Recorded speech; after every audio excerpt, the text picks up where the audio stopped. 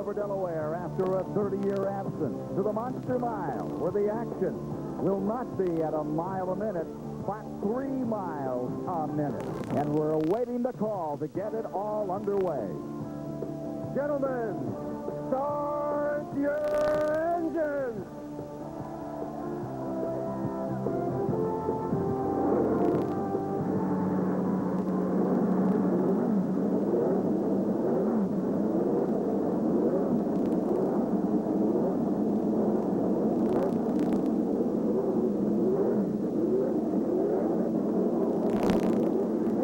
Good day. Welcome here to Dover Downs as the Indianapolis Racing League is ready to rumble for 400 kilometers. I'm Ken Squire. When IndyCar racing was last at this track, 1969, Bobby Unser was on the pole, 155 miles per hour. It was a terrorizing ride and a terrorizing race. Before it was over, Al Unser, Wally Dallenbach, Lloyd Ruby, Mario Andretti all had big crashes. Consider this, Tony Stewart's on the pole, 30 miles an hour faster at 184 miles per hour. Anxious anticipation down there on pit road. Now let's go to the folks who'll give you the call. Former Indianapolis champion Tom Sneva and Mike Joy. Thanks, Ken, and hello, everybody. The question then, as now, is this track too fast for IndyCars? It's banked steeply in the corners. It's even banked on the straightaways, and they get around this 1-mile track in less than 20 seconds. Yeah, I couldn't run a 100-yard dash in less than 20 seconds. So, but there is no track too fast for the Indy cars. But physically, it's going to be very demanding for the race drivers. They're basically short straightaways, high bank corners that are very long in relationship to the straightaways. So they're sustaining the G-force for quite a long amount of time. It's a long race, the longest race they've run on a mile track since, I think, 1956. So that coupled with the mental side of it, that goes by so fast that they have to focus. You got to be so focused. You got to look so far down the racetrack that these guys are going to be tired by the time this racetrack's over. And this track can bite you. Yesterday in practice, Eliseo Salazar, look at the top of your screen, slams the wall in turn 3, rides along the wall through turn 4 before the bank straightaway sends him down to the track apron. He was operated on last night at Kent General Hospital here in Dover to repair a fractured right pelvis and a fractured right thigh. He's being taken today to Methodist Hospital in Indianapolis for reconstructive surgery on his right arm. Scott Harrington will drive his backup car today. With 3 points for winning the pole today, Tony Stewart has a 20-point lead on Scott Sharp. In the Indy Racing League standings, Davey Hamilton, Billy Vogt injured at New Hampshire, then Scott Goodyear, and Jeff Ward, the top half dozen. Starting lineup, 7th career pole for Tony Stewart, 3rd on a 1-mile oval. Davey Hamilton, his first front row start this year. Mark Dismore, best qualifying effort ever, and Scott Sharp, the winner at Phoenix. Steve Knapp, 3rd at Indy as a rookie. Scott Goodyear, runner-up at New Hampshire. Greg Ray, filling in for Billy Vogt, 2nd at Texas, and Jeff Ward. Row 5, Raul Boisel, 2nd top 10 start in a row for him, and Arie Luyendyk, the 2-time Indy winner. Stefan Gregoire has 2 top 5s this year. Kenny Breck was 3rd at Texas. John Paul Jr., 7th at Indy, and Buddy Lazier with 2 IRL victories. Sophomore driver Dr. Jack Miller and Robbie Unser, 5th at Indy as a rookie. Eddie Cheever, the Indy winner, and Sam Schmidt. Row 10, USAC Sprint Car star Brian Tyler, and Jim Guthrie's back after that bad crash at Indy. Engine trouble in qualifying for Marco Greco and Scott Harrington in relief of Eliseo Salazar.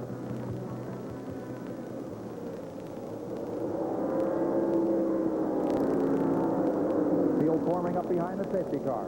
And chassis in the race today, really the first track of the G-force is actually maybe being the dominant car in qualifying. Tony Stewart has both the Dallara and the G-force, elected the G-force through testing and put it on the pole.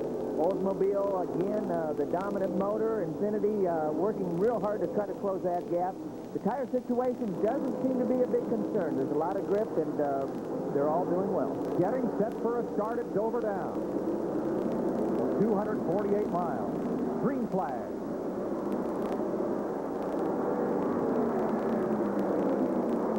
Davey Hamilton jumped out in front of Stewart early. A good, safe start. Turn 3, here comes Stewart on the bottom. No. Davey Hamilton Reebok cars had an excellent start.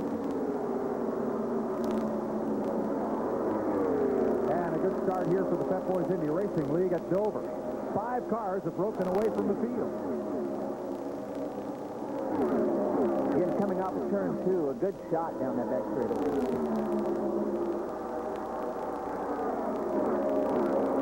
You just see Greg Ray, the green car, the dark green car, made a nice pass on the outside right there. Moves up to 6th, leading the second pack. A tight 5-car draft, Tom. We didn't see much drafting in practice. Well, they were a little concerned about this racetrack. They weren't sure what they could get away with, so a lot of guys didn't run real close in the practice session. On board with Scott Sharp.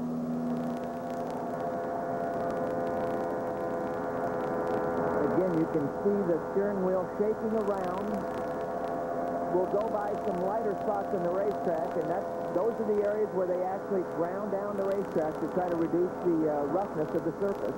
Turn 2, back straightaway.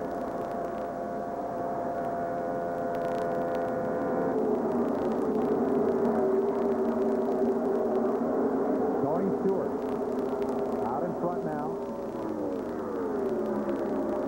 Davey Hamilton, that's Mark Dismore, the red, white, and black car in 3rd. Scott Sharp in 4th, and Jeff Ward, the former motocrosser, they have broken away from the pack. Well, Ward, he had a little bit of a problem qualifying. He was one of the quickest cars in each practice session. We got somebody slowing down on the inside. But Ward was one of the quickest guys in practice and had a battery or electrical problem qualifying, and it hurt his qualifying time. Division Air car, Don Paul Jr. had a strong start, and he's on board as he rolls to pit lane. You can see him reach with the left hand. That's really an area where they adjust the fuel mixture. Pretty unfortunate for this team. This team was real happy with this driver change with John Paul and the effort he's given. Second place as they lap underneath Jim Guthrie making his IRL return. Mark Dismore has closed right up on Davey Hamilton. Let's go to pit road and Dick Berggren. We're off to a good safe start, and that's a relief for everybody.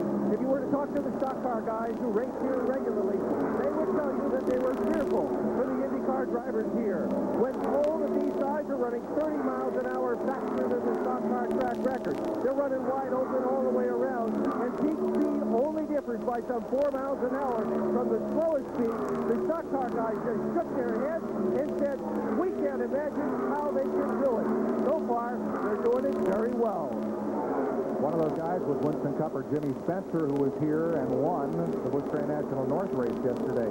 He just watched the Indy cars and just kind of shook his head. Loved it. Loved to see him on this racetrack. Well, they actually tried to talk him into the car, but he felt maybe too many hamburgers would keep him out of that.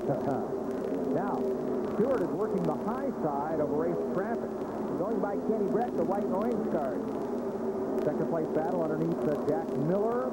And that'll cost Mark Dismore some distance on the car at the bottom of the screen. Davey Hamilton in 2nd. Well, you can see Ward on the outside. They got slowed up just a little bit, and it gave Ward a chance to try the outside for a position pass. He's working on Scott Sharp right now. There they are. Ward to the outside. Don Paul Jr. has climbed from his car, number 10, and it'll roll back to the garage. Short day. Ralph Shaheen. Now, Mike, it looks like an engine problem for John Paul Jr., who's crawled out of the car, as you said. There's nothing in the engine. They are done for the day. Some great racing right there, passing on both sides, getting into the corners. Some great stuff out there. Quite a disparity in speed between the lead lap cars and some of the other cars on the racetrack here. Kenny Brett's car slow down the front straightaway, off the pace.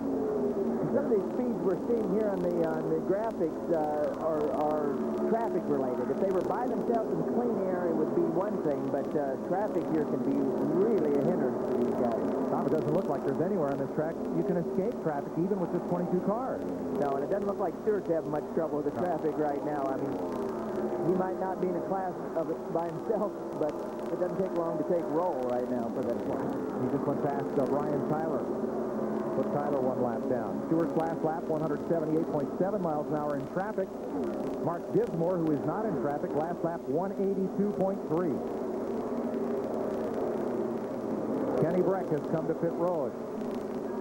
Yeah, there's something wrong with that car. The leader was lapping him after just 7 or 8 laps into the race, so it's they've got some kind of problem. And Scott Harrington's car, the backup car for Salazar, is also in the pit. There's Breck.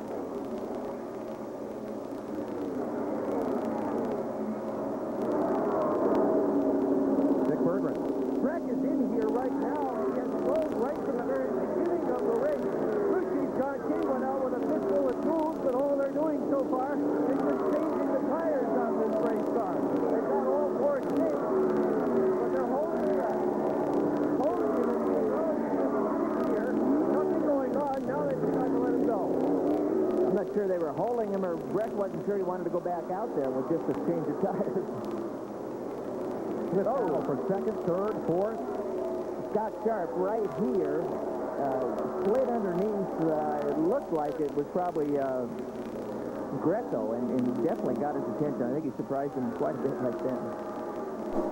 They were also lapping Jim Guthrie at the time, and that has spread apart some of the leaders. As right now, Jeff Ward has lost touch with Scott Sharp.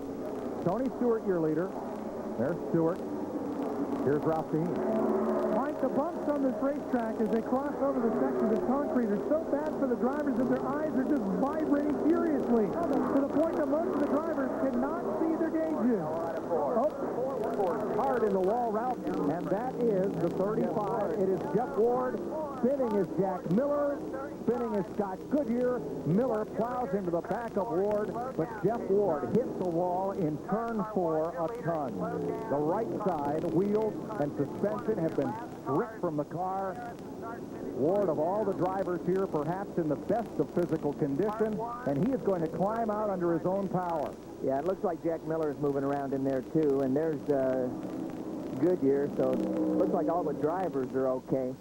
The last 2 guys, Goodyear and Miller, were really, you know, they were a half lap back, but things happen so fast on this racetrack that you can get involved real easily. And the exit from turn 4 to the front straightaway, because there's also an inside wall, is somewhat blind. So chances are the drivers, even though they have radio control with their spotters, they don't see the incident until they come onto the straightaway. Well, that's one of the tough things about these mile tracks. It's hard to look across the corner to see what's happening on the exit as you're entering because you got your hands full.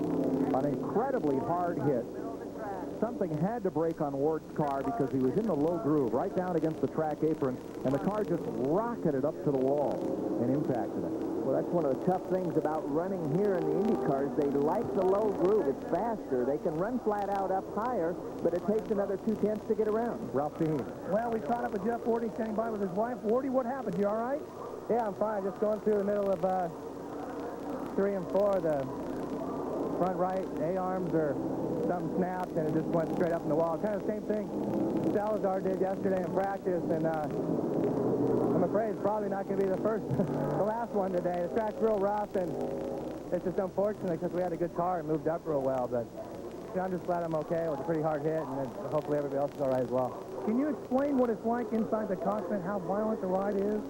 Well, it's just, you know, it's just a vibration, like maybe, you know, compared to learning on the smooth tracks, it's like having all 4 tires out of balance, you know, the whole time, and it's just something you got to get used to. But I like to thank, you know, the ISM crew for a great job, and Tabasco, Superflow, Prima Donna Resort, Prolong, everybody. 3 races in a row, it just makes it real tough to the championship, and but we'll be back. All right, Wardy, glad to see you okay. Mike, this is one of the best conditioned athletes you'll find anywhere, Jeff Ward. This is a gentleman who runs triathlon for a hobby. Well, that car is not going to run anywhere. The right side is completely stripped from Jeff Ward's car. There is a look behind the driver compartment, and you see where the right rear suspension was. And look at the right front.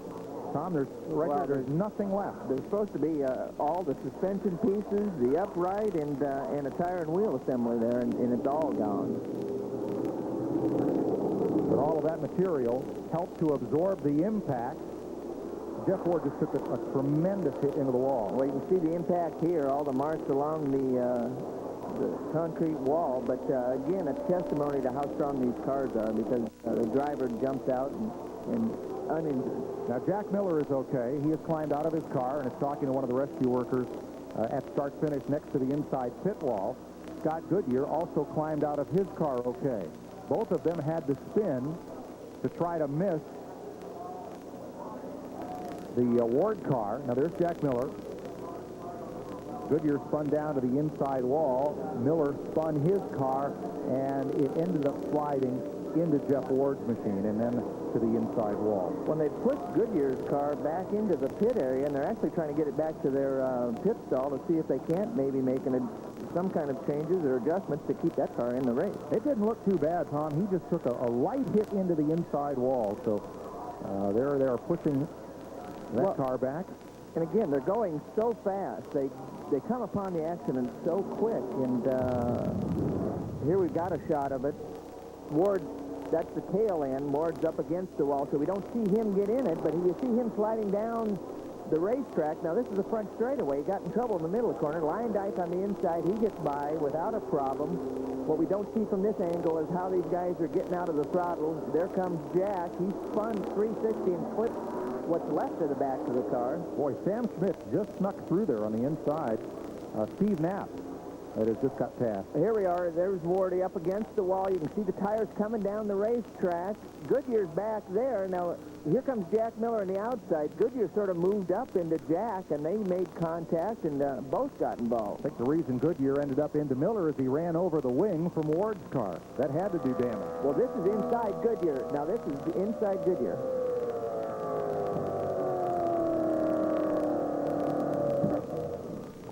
Well, you could see Jack he was going quite a bit faster than Goodyear. Goodyear slowed down quite a bit, and Jack Miller was running quite a bit quicker. But again, Goodyear's just trying to miss pieces. This is inside Lyndike now. Look at, he's just down low, trying to miss all the debris. He gets through, no problem. These bank tracks are self-cleaning. Eventually, what goes up top is going to slide down to the bottom. Again, you see Ward up against the outside wall. Parts are coming down the racetrack. Everything slides to the bottom. These guys just dodging pieces. And, you know, Goodyear sort of came up. Jack was going quite a bit faster than Goodyear, and those two got together, and they both spun. Go to Dick Berggren.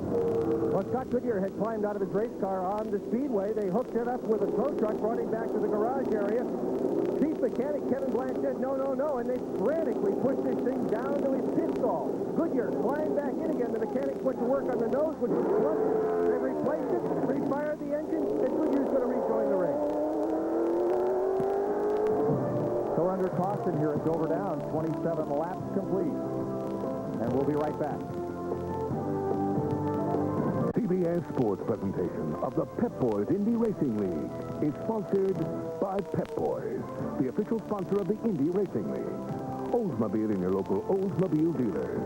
And by Firestone, America's tire since 1900. Welcome back to Dover Downs. Mike Joy with Tom Sneva, Ken Squire, Dick Berggren, and Ralph Shaheen on pit road. Tony Stewart is our race leader. He's now led 16 of the 19 Pep Boys Indy Racing League events. He's led 10 of the 11 races on mile tracks so far. Let's go to Dick Berggren.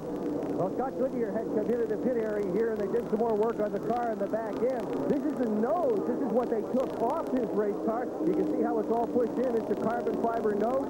Broken a little bit further up as well. He just came back in. I think they've got some suspension component problems as well. They had hoped this was their only problem. It was a quick change, though. I'll tell you what, Tom Stevens, they got this thing off and on fast. Well, and they do a good job. They only changed that one element to get them back there so they wouldn't lose any more laps than they had to, and now they're coming back in to make more evaluations. There's the new nose on Scott Goodyear's car. He is 5 laps down.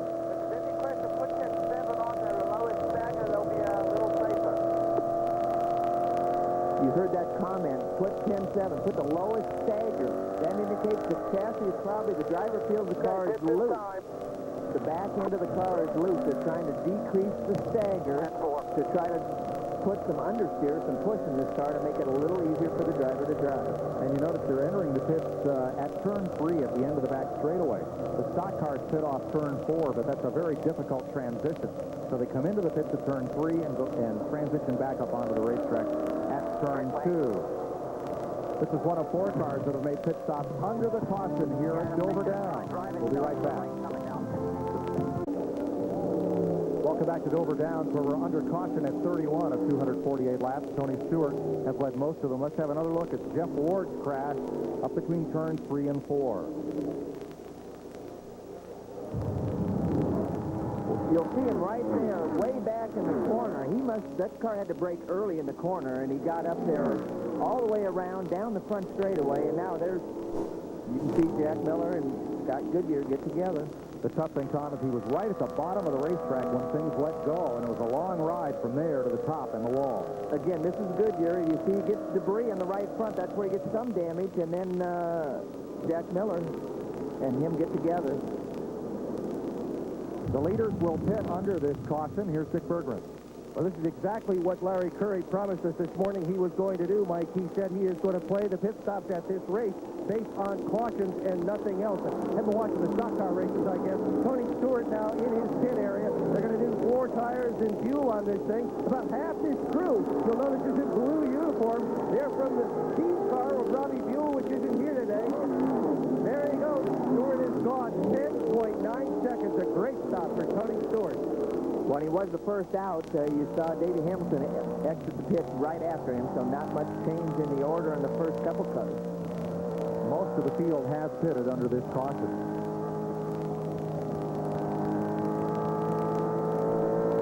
Thomas Feeding at work with Scott Goodyear, who was involved in that incident, but is now back on the track. Yeah, Scott, this Tom Sneed up in the booth. It appears that Scott can hear him talk to his other guy. Scott, can you hear us up in the booth?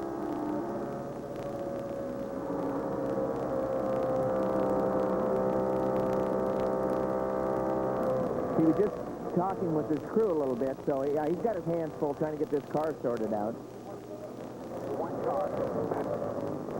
Starter has green flag in hand, so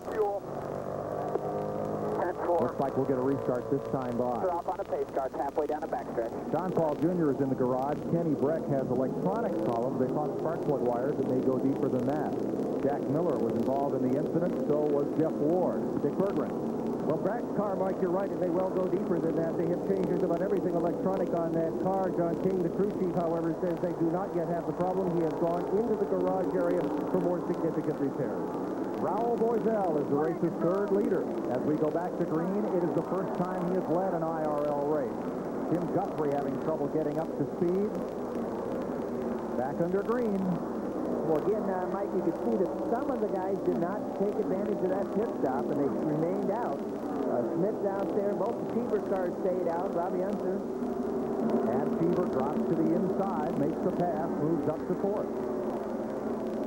Good racing mid-pack. That in the middle of your picture is Stewart. Way down to the apron. Scott Sharp. He saved it. Oh, my God. You don't get away with that one very often. When you run her down on the transition, the car's got to get unstabilized tremendously, but they got away with it. No crash. Marco Greco on the outside.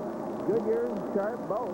And Greg Ray in the Conseco car both get by.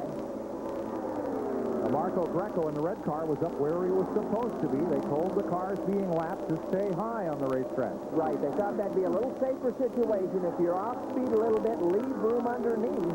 There's Lyondike in the black and white car right there, followed by Dismore. Dismore's been very quick. This is inside Lyondike. Right behind Lyondike is Dismore, who's had a good weekend. Cheever running down, leader Raul Boisel. Eddie Cheever in that teal-colored car looking for the lead. Jim Guthrie's been black flagged slow on the racetrack. Well, Cheever didn't qualify that well, and he was real concerned. He knew he was running a lot of throttle. He's been running wide open since he got here, he told us, but he'd been 2 or 3 miles an hour off for the qualifying situation. Here comes Stewart underneath Cheever and Steele's second spot away. Well, and I'm not sure Cheever wanted to leave that inside groove open, but... Oh, he blocked. Well, I don't say blocked, but he protects the track against Scott Sharp. He decided to maybe not make that quite so easy on the bottom side, but you can see Stewart just go right through the trap. He's right back to the lead. Tony Stewart in yellow and red over Raul Boisel, Eddie Cheever, and Scott Sharp. Greg Ray has moved up to 5th.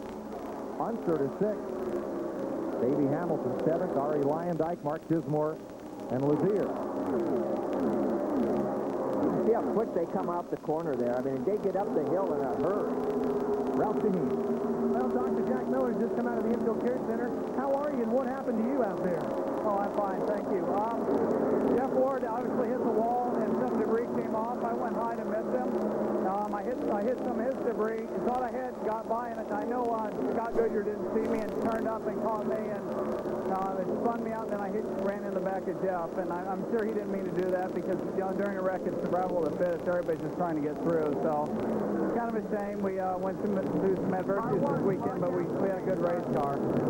Mike, tell the load up and head to Charlotte. Practice starts there in 4 days.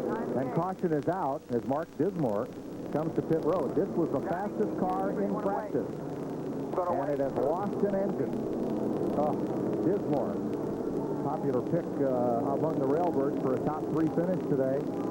Hoping for his first IRL win. He came close at Orlando. 5 laps from the checker. Needed to pit for fuel. And they have lost the engine. And again, no accident for this yellow. I think it's just for debris or something, parts of this motor that were left on the racetrack, possibly. Let's see what happens to Mark Dismore. Right there's Mark. The middle car there, you can see the smoke come out of the back of it. Usually that means they've burned a piston or knocked a hole in the piston. Everybody gets by without incident. And he's out of the car and out of the race. High attrition in the opening laps here at Dover Downs as the IndyCars return for the first time in 30 years. We'll be right back.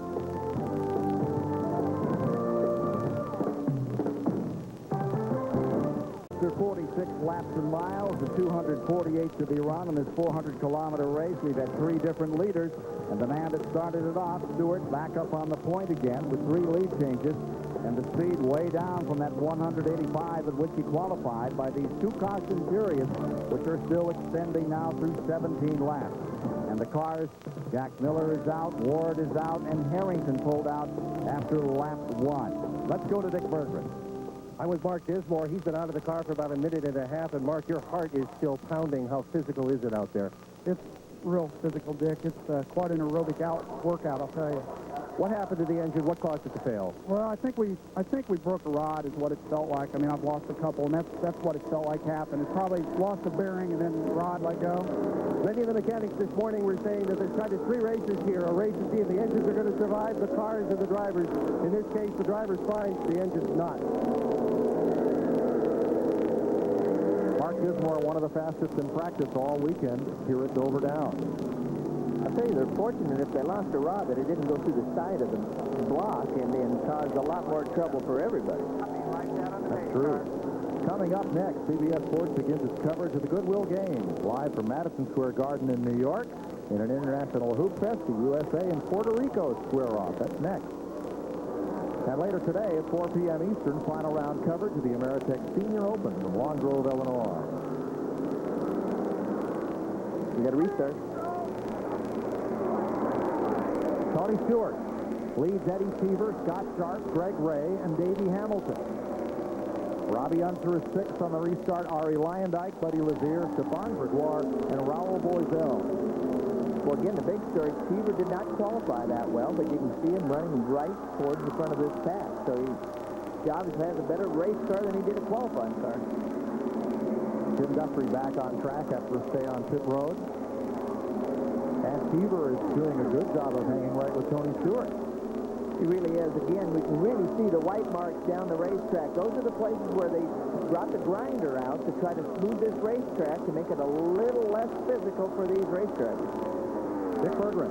So you were wondering about Eddie Cheever going so much faster. Owen Snyder, his chief mechanic, just looked at the lap times that they had put in until qualifying, and he said, this just isn't working.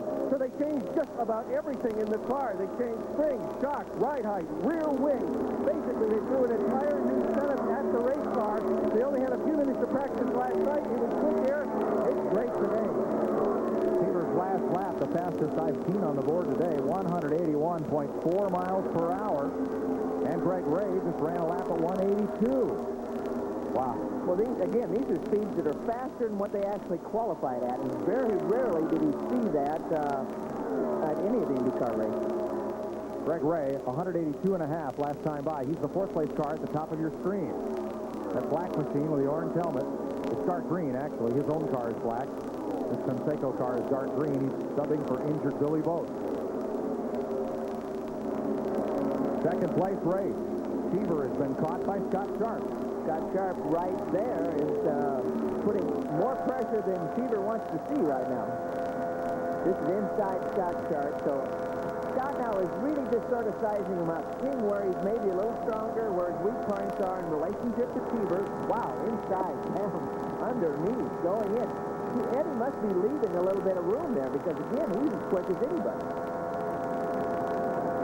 Cheever now being pressured by Greg Ray, right behind Scott Sharp. There's Cheever in the teal and black colored car, and that dark green of Greg Ray driving A.J. Foyt's car. He's done a nice job. You know, it took him a while throughout the weekend to get used to working with the new crew and working with A.J., but again, it's race time, and it's time to press the button, and he's pressing her pretty good. Ray qualified 7th, and now battles for 3rd with Eddie Cheever.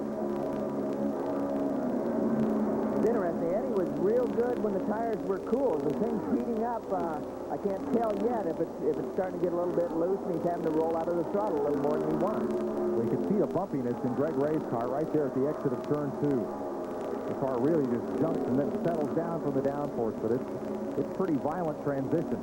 Well, there's Robbie Unser on the outside, the blue and yellow in the Tillman's Beverage Group, and Lyondike going by for 6th place. Harry Lyondike qualified back in 10th position. Had a time coming to grips with Dover. Now, Greg Ray draws a bead on Cheever, but Cheever's protecting that low line against Greg Ray. More on Greg Ray. Here's Ralph. Greg Ray is filling in for injured Billy Boat. The team knows that Billy is coming back in a couple of weeks and that Greg is going to go on to another ride. So when they worked on this car all weekend, they told Greg, all we want you to do is drive the car, tell us what you feel. We'll make the adjustment. They didn't want to give away any of their secrets with this car, so Greg Ray has no idea of any of the setups on this car. All he knows is it's handling better than it did the last time he was in the pit. Well, it's obviously put away the blindfold that Foyt's crew has had on him then. Remember, at Texas, Billy Boat really had to work to hold off Greg Ray to win that race. So. Well, and actually, some drivers are better if they don't get into the engineering side of the race car. A lot of times, they don't need to know what springs and shocks and wing angles are in that thing, but they've got to be able, the driver's got to be able to tell the crew what the car's doing out there, where it's handling well, if it's understeering getting in and loose getting off. He's got to be able to communicate with that team so they can make the adjustments, and obviously it's worked. Let's go out on the roof to Ken Squire. Well, Robbie Youngster's performance out here today came from 16th position on the starting grid as he rolls up through in Eddie Cheever's second car up into 7th spot, having an excellent run at the present time. Hart prepared Squire, the crew chief on the machine. Looks like he's going to go for the top 5 before this is over in that yellow and blue livery that you see right there. Mike? 7th right now, Ken, is race leader. Tony Stewart begins to come up into traffic. Davey Hamilton moving up. They're about to lap Raul Boisel. Remember, he was the leader at the restart, but one lap later, he decided to surrender the lead and pit, and now Boisel's in danger going a lap down. Yeah, well, that just shows you what traffic will do. They were boxed up for the restart, but if you get trapped in traffic, it can really hinder your performance. This is looking out of the back of Bo Sales' car right here, and that's Stewart, again, sizing him up, looking for a place to go. He says, let me look down low. Bo Sales says, I like down low, too, so that ain't going to work for both of them. Well, you heard he's just been told on the radio the leader's behind him. So, hoping this favor gets returned someday, look to give a little room. Well, either that or you try to drive a little bit harder to keep the leader behind you and hope you can catch a yellow that'll let you pack this up and make the adjustments on the race car. Look at his hands on the steering wheel as we go down that straightaway. Well, look at his head. Look at the head bob around. I mean, this whole area, there's just a lot of roughness in this racetrack. Now, when he gets on the front straightaway, the driver actually has to turn the wheel to the right a little bit to hold it up the banking. Very unusual. They're not used to that, and that surprised some of the drivers when they first came here. Well, the straightaways here are banked steeper than the corners at Milwaukee, almost New Hampshire. Yeah, and close to Indianapolis. There goes Stewart. Finally got by on the outside, so Moselle protected the inside, but Stewart said, I can't wait any longer. Tony Stewart rockets through this field. Scott Sharp up for second. Eddie Cheever is third. Greg Ray is fourth. Fifth, Davey Hamilton. Sixth, Ari Lyondike. Robbie Hunt for seventh, and here's the battle for eighth. Buddy Lazier in that purple number 91. And Stephane Gregoire right behind him. Inside Buddy's car. See that thing shake? He fights the car in the corner. This is looking out of the back of Lazier to Stephane Gregoire, the Blue Star battery car. They've had a good weekend. Look how Stephane's able to keep the car down pretty tight, but now on the inside. Car on the bottom, car on the bottom. That's Steve Knapp. And the spotter, you heard the spotter try to warn him, but it was a little bit late. But again, that's Steve Knapp in the PDM car, and he's all over these guys. And here comes Tony Stewart. There's your race leader, the yellow car, coming right in amongst this group. Again, you can't be too careful in traffic when the leader's coming up on you. You got to get clear and try to get some ground. There's Stewart on the outside of Greg Wall. Now he moves up on Lazier. Trying to put Lazier, the 8th place car, a lap down. Ralph? Mike, don't forget that Tony Stewart is driving a G4 chassis. The first time he's run one since Sweden. He got his first career IRL win in this very chassis last year at Pikes Peak. The G4 has less drag, which is exactly what you would want on this racetrack. Tony normally runs a Dallara, a better car for places such as Indianapolis, where you want really good downforce. Had his choice of the two chassis for here. They did a lot of testing. Yeah, and we got a car slow down that back straightaway right there. Sammy Smith. But you can see how Stewart's just dominating the field right now. And it's amazing. It's one of the exciting things about the IRL is that you're able to go back and forth with different chassis for different racetracks, and the motors and everything adapts both one way and the other. Sam Smith, the Formula 2000 graduate, on pit road. And coasting in. Scott Sharp having a tough time in the traffic. The report is that Smith was out of fuel, ran out of fuel. And he may not make it around to his pit.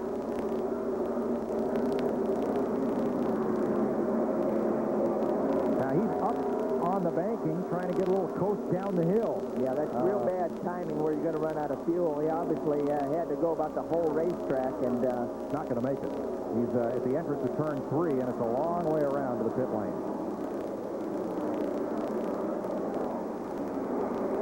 So after 77 laps, a number of them under caution. Smith trying to stretch his fuel to the next caution is unsuccessful. Tony Stewart has led all but 11 laps so far today, 77. 78 this time.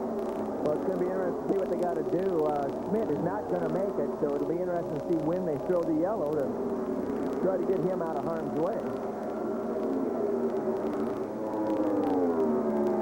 Stewart pulling up on Marco Greco once again. Well, we got Cheever and Greg Ray right there. Ray is giving Cheever more pressure than he'd like right now.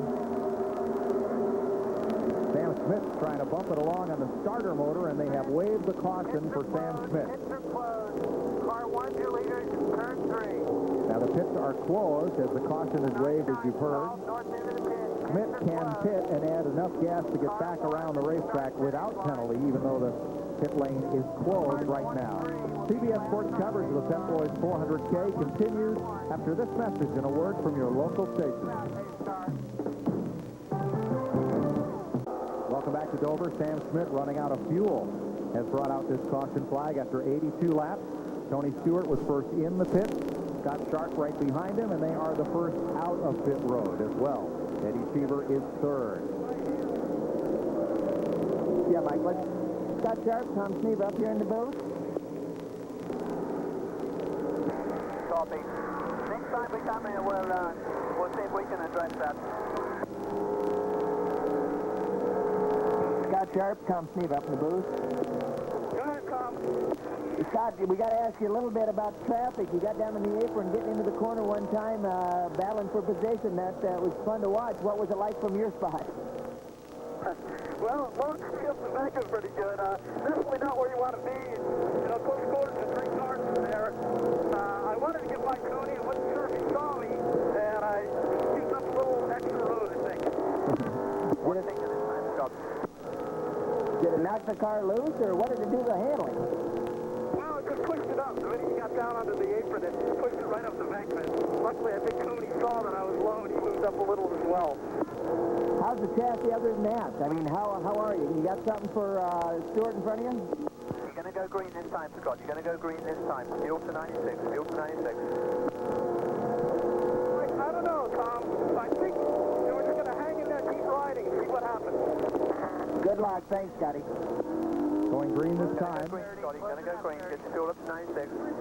84 laps complete. 3 cautions thus far today for 27 laps.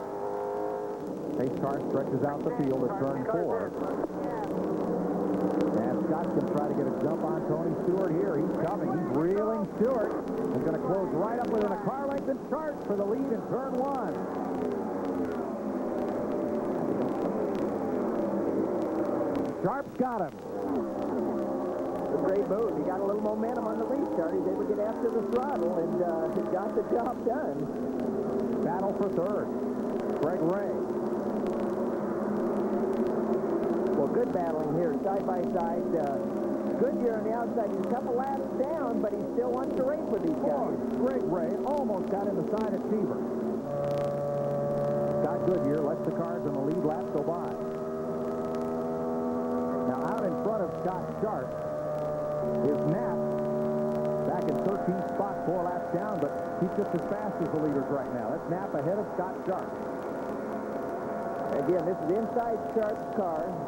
You can see him shuffle his hands around to get around this racetrack. This car looks like it might be a little bit softer suspended than some of the others we've been in car with, because he doesn't have the vibration, or we don't see the vibration that some of the other cars have. Ralph? Well, Mike, soft or not, he likes the way it is. He has made no adjustment to the chassis or handling of this race car. And that last stoppage is the tires and fuel to keep Mike Horvath as they're very pleased with the handling of the race car. And Ralph, he is pulled away from Tony Stewart. Now here's the third place battle. Davey Hamilton in orange and silver, the Reebok colors, then Greg Ray and Eddie Cheever in teal, keeping close tabs on one another. But Scott Sharp is really opening up a lead.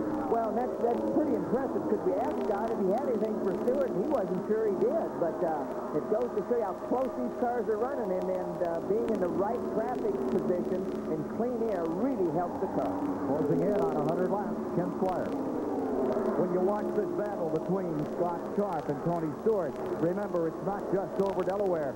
This is for the Indianapolis Racing League Championship coming into the weekend. Leading in the points with Stewart by 20. Picked up a few more by sitting on the pole. But the man in second spot is the driver of the number 8 Delphi Automotive car, qualified fourth, Scott Sharp, out of Connecticut, now leading. Back to Mike Joy. Thanks, Ken. He's trying to pull up and put another lap on Knapp, and that's not going to be easy. Knapp lost 3 laps when he pitted under green, just a few laps before the second caution. Yeah, we're not sure why he had to pit under the green, but Knapp qualified for us. This PDM team is just ecstatic with the job that he's been doing for him. You can see he's about as quick as anybody. It's only Steve Knapp's second start of the year. Of course, he was sensational with Indianapolis. We've got Davey Hamilton in the Reebok, the orange car right here, and right behind him is Greg Ray is trying to find a way around. They're pulling down on Stefan Gregoire, a lap down, and moving underneath now, Jim Guthrie.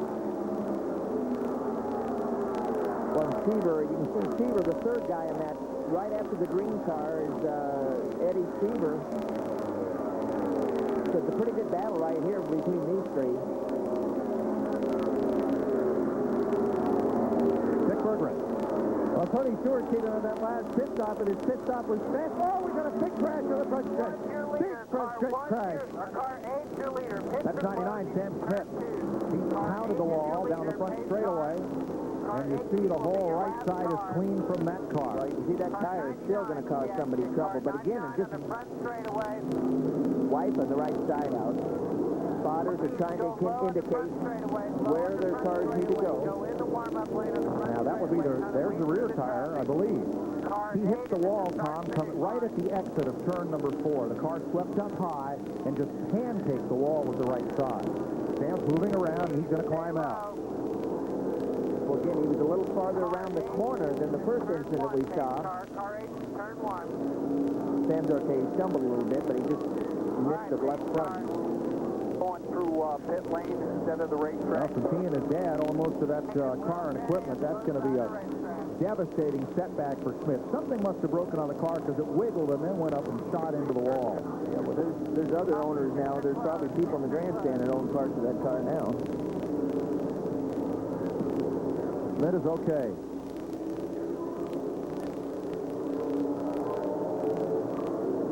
They've had a pretty decent season, the races that they've been running at the finish. Well, he has 7 DNFs in 11 career IRL starts, make that 8 for 12 now. Okay. He's been sitting on top of the wall. Here's what you would have seen. This is coming out of turn 4. Oh, the thing got sideways. The back end jumped loose, and he had to try to catch it. We used to have a camera in that location. Not a cameraman, folks, but a camera. Mandatory trip to the infield care center for Sam Smith. And you could see the car, the back end just stepped out on him big time. He tried to catch it, and by that time, he's in the outside wall. Bits and pieces, the front suspension access panel off the nose. And let's slow this down for you. It's hard to get a sense of the force of this impact at speed. Again, you can see the car get sideways. He tried to correct it, and when he corrected it, turned it to the right. Boy, it just caught and snapped it up into the outside wall with the right front. It shows, Tom, though, how far we've come in IndyCar construction with regards to safety.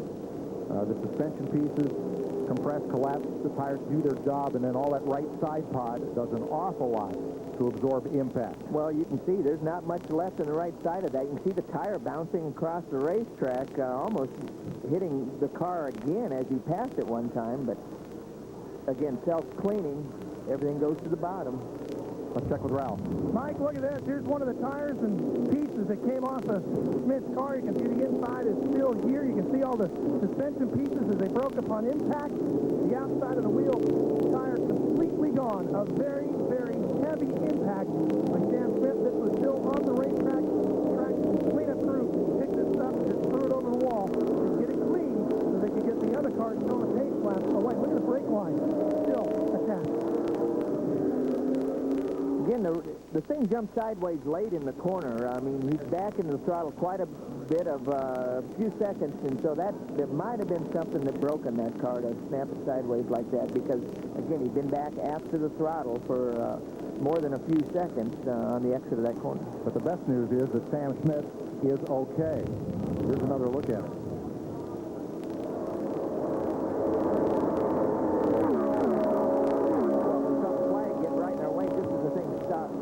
Sideways, but look at the debris that these other cars have to try to drive through at speed. Now, I talked to some of the guys last night. They'd say they'd rather drive through it than try to avoid it, especially down in the corner because the transition is so bad that they think they can get in more trouble by trying to dodge the pieces than they can by just driving through it. Sam Smith pulled up at the Care Center. Again, that's a mandatory trip for anyone in the Pep Boys Indy Racing League. If you're involved in an incident, you go to the Care Center to be checked out before you're released. That transition that Tom's talking about is from the 24-degree banking down to the track apron, which is essentially flat, and it's a very sharp drop there. It would look a lot like a curbing almost. Well, and again, a lot of times the camera angle doesn't show it, but the racetrack goes down like this. When you get to the flat, it's a lot sharper angle than what it appears to be on a camera angle. So we're under caution again for a bad crash here at Dover. Sam Schmidt is okay. Walked away, and we'll be right back to Dover Downs.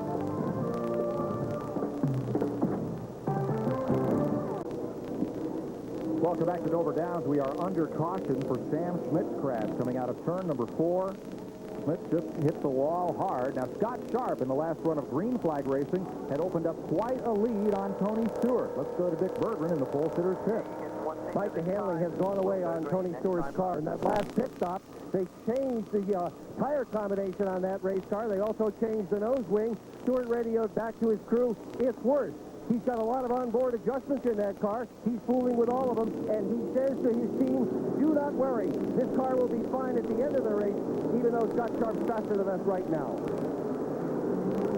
Back stick there is Scott Sharp, your race leader. Stewart lines up in second. Well, we talked about the adjustments you can make on board. There's a bunch of things. They've got weight jackers that you can run on only one corner of the car, so you can change the weight from the left front to the right front. You move the weight around 70, 80 pounds, and that sometimes can change the handling characteristic quite dramatically. Late pit stops for Scott Goodyear, who is lapped down, and Ari Lyondike, who is on the lead lap. We're joined by Billy Bode, who's back after that tough crash at New Hampshire. How's the leg mending up? Doing good, I think my recovery's going well, and on progress, and I'm looking forward to the second race. Does it twinge a little bit every time you see one of these guys hit the wall today? We're back under green. We'll have Billy stay up with us for a bit and comment on what we're seeing here today at Dover as the IndyCars return here for the first time in 30 years. Scott Sharp in front of Tony Stewart on the restart. Greg Ray right there with Davey Hamilton, the orange car, and Eddie Cheever. Cheever dives underneath Hamilton and moves up a notch. Well, Hamilton just had to wait. He's just trying to fit in, but Billy's got to be tough to watch your car out there. It's fun to see that it's doing defense, but I'm sure you'd like to be in it. Oh, we got trouble. Out. Turn 2. Wow. A grinding crash out of turn 2. 2 cars involved. There was Cheever on the outside that slammed the wall real hard. And there's a car, 2 cars down to the inside. Cheever shaking his fist at Greg Ray. Well, and yeah, that's Greg Ray and Billy's car. They're both moving around trying to get out of these things, so they're all right. The one I'm surprised at is Cheever. Cheever's got to be stunned just a little bit because that thing hit the wall hard. Go low on the back stretch, slow it down. There's debris everywhere. They were battling for 3rd place. Make that 4th place behind Hamilton. Well, this is Eddie Cheever right here. Again, you get out and to be able to reach down and feel if your leg's still there. I mean, there's not much left of that race car. And Greg Ray in his first race for A.J. Foyt while battling Cheever for 4th. Cheever, you can see he's shaking his head a little bit. He thinks that maybe he wasn't the cause of that accident at this point. It was hard to tell really what happened when they got together. The best news is both drivers are okay. Look at the look in Greg Ray's face. I mean, I'm sure he's very disappointed because they had a great run going. You know, the Consuka car was working very well, and they were hanging right in there. You can see he's trying to tell the safety work. He's fine, but I don't know. Did you see the eyes there? I mean, and it looked like he was staring down Eddie Cheever. So obviously we have a little disagreement between these two of what caused this thing to start. Cheever was waving his fist at Greg Ray even before the car came to rest. Now you're hearing Tom Steve and also Billy Bode, who, when do you hope to be back in the seat? I was hoping to be back for Charlotte, but they told me it's going to be Pikes Peak before I get back. So, you know, we'll just continue my rehabilitation and, you know, just keep working out and staying with it, and then I'll be ready for Pikes Peak. I know you'd rather be in the car than standing up here with us, but what about what we're seeing here today? We've had Jeff Ward, we've had Sam Schmidt, and now these 2 cars just pound the wall here.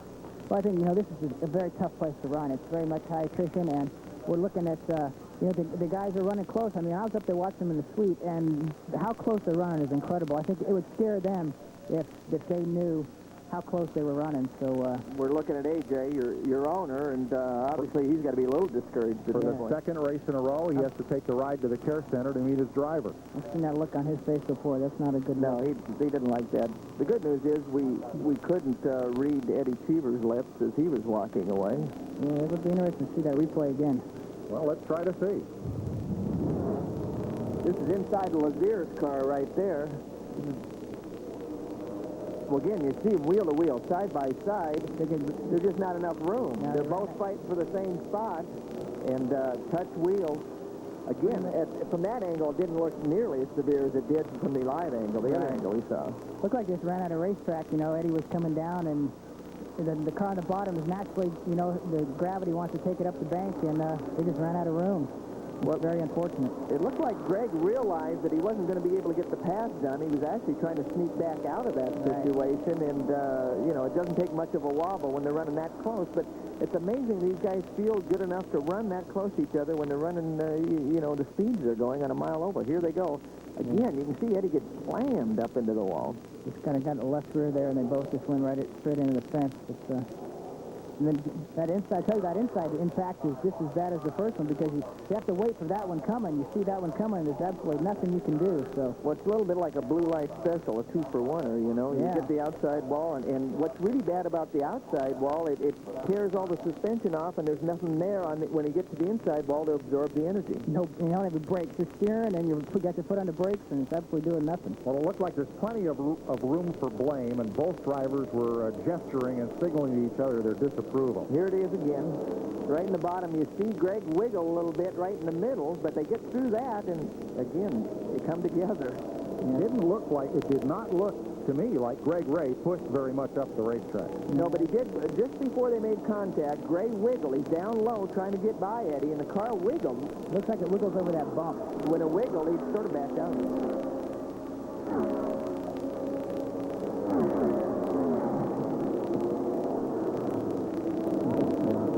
Wall-mounted cameras are earning their pay today, overtime.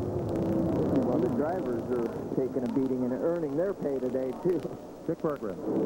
Tony Stewart's problems just got a whole lot worse. A few laps ago, he radioed to his crew that the corner of the dashboard was flopping down. A few laps after that, the whole dashboard fell into his lap. So he is here on pit road. They're taping the dashboard back into position. The great worry is what would happen if one of the wires there might short out or might fail. That could cause a problem with the engine or some other component in the race car. Stewart's back on the speedway. He is at the tail end of the lead lap. What's amazing is they changed a lot of parts on that car, put new wing, new components on it, because they knew how stressful this racetrack is on the different suspension pieces. But I don't think they thought the dashboard would fall out of the thing because of the racetrack. There's the top of that suspension cover gone. One car, number 81. Here's our Aflac trivia question of the day. Two drivers are tied for the most career IRL wins. Who are they? If you hit it, 3 wins apiece. We'll have the answer for you in a moment. We're under caution at Dover Downs International Speedway as the Indy cars return. We'll be right back.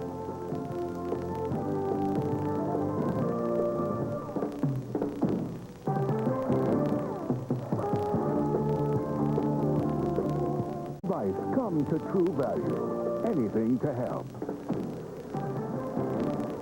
The monster is swallowing up some of Indy Racing Cars' best here today. After 109 laps, 4 leaders, lead changes 6. That average speed way down because of 4 cautions for 38 laps. And we've had 5 cars officially retired from the event. Ray and Cheever, the latest after this sensational incident in turn 2. Let's go to Ralph Shaheen. Well, Eddie Cheever is out of the infield care center. Eddie, what happened between you and Greg Ray? There was a pile of cars up ahead of us, and they were slow. He got caught up in traffic. I went around the outside. I was completely clear. I have no idea. It would have been a move if I'd have done with somebody a little bit more experience. Would not have been a problem. He probably panicked, lost an air in the front, and just ran into the side of me. And I mean, he was past. I was gone. I was past him, and I was already looking down the straightaway, so I don't know what happened. Very frustrating. Stupid move. Very stupid move. When you're driving that close, you can't give up an inch one way or the other. So we had been passing a lot of times, and I got passed by Stewart. And past other people was just unfortunate. That's part of his learning experience, I guess. He shook your fist at him after the wreck. Did you get a chance to talk to him in the Infield Care Center? He should sit down and look at the screen and have a little idea of what was going on. I mean, on a track like this, especially when you're in traffic, you pass high, you pass low, you pass every chance you get. So when there was a group, there was an opportunity to go around the outside. I took it. I got all the way around on a straight, and all of a sudden I got hit from behind. There was no doubt in my mind who did it because that was the only car on the inside. I'm particularly angry. It's very dangerous. It's not uncalled for. Eddie Cheever's car is hauled off to the garage area. Mike Joy with Tom Sneva and Billy Vogt joins us. The winner in Texas and off to a fine run in New Hampshire. When you got caught up in one of those accidents not of your own making, we're going to show it here. Absolutely. And have you describe what happened to us, to you up there in New Hampshire. You can see right here, J.J. Yaley gets loose, and I'm going to go around the outside of him, and then right there I get tagged. And not really a big deal, you know, I get the wall right there, but then I lose the steering, and the car comes back across the track, and then right there where Rob Rochelle gets in the side of me.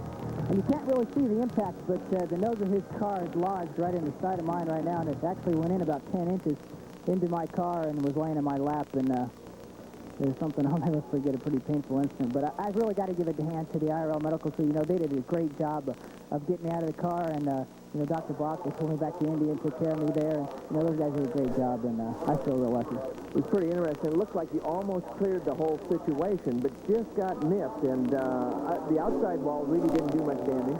No damage at all. It was just all that impact right there, right at the end, and, you know, just some unfortunate deal. Watching Ari Lyondike pitting. Really glad to hear that you're okay and on the mend and going to be back with us in Colorado Springs. Thanks for stopping by. Thank you. Ralph Dean. Unfortunately, Mike, this Infield Care Center's been pretty busy. Sam Schmidt out now. Sam, what happened to you? Well, I'd like to see the tape myself because I'm just not sure. I mean, the first set of tires were fantastic, and fortunately we started so far back that we, you know, just didn't really have a chance. Just trying to bide our time. We knew attrition would be a problem, and just this last set of tires, it just seemed something was different with the car, and it was just kind of vicious. And then coming through forward, it seemed like something broke, and the back end snapped around. So, I mean, I have no idea what happened. We were just trying to ride it out, that set of tires, and I'm just not quite sure. You know, it got me puzzled. I guess the Lord just didn't want it to happen today. How tough is this track on these cars, the pieces and parts? I really don't think it's any problem with the track. You know, I mean, it's no different than the loads are no different than Texas or Charlotte or any place like that. And we really, I mean, everybody had their shot style.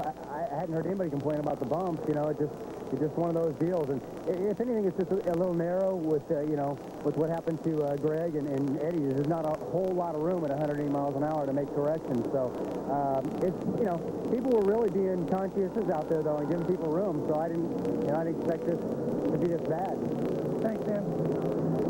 On the pit stop, the left rear tire changer for Ari Lyondike knocked down in the move through the pits here. Well, here's the replay of it. Left rear right here. The car is actually let down before he gets the wrench back on it. Oh, he got tangled in the hose.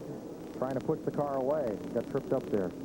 Well, again, he's behind most of the serious stuff, so that didn't look like it should have been too serious. It's behind the race car, so at least the race car didn't do it. He's okay. All right, Tom, who are the two drivers that are tied for the most career IRL wins with 3 apiece? Well, I think you got to put Tony Stewart in there somewhere, and I'm going to give somebody else the opportunity to. Here's a hint. Look at the screen. There's a hint. I wanted to give somebody else the chance to put Ari in that second position. Ari Lyondike and Tony Stewart have 3 Pep Boys Indy Racing League wins. Cleaning up from the crash between Eddie Cheever and Greg Ray while racing for 4th spot. We'll be right back to Dover.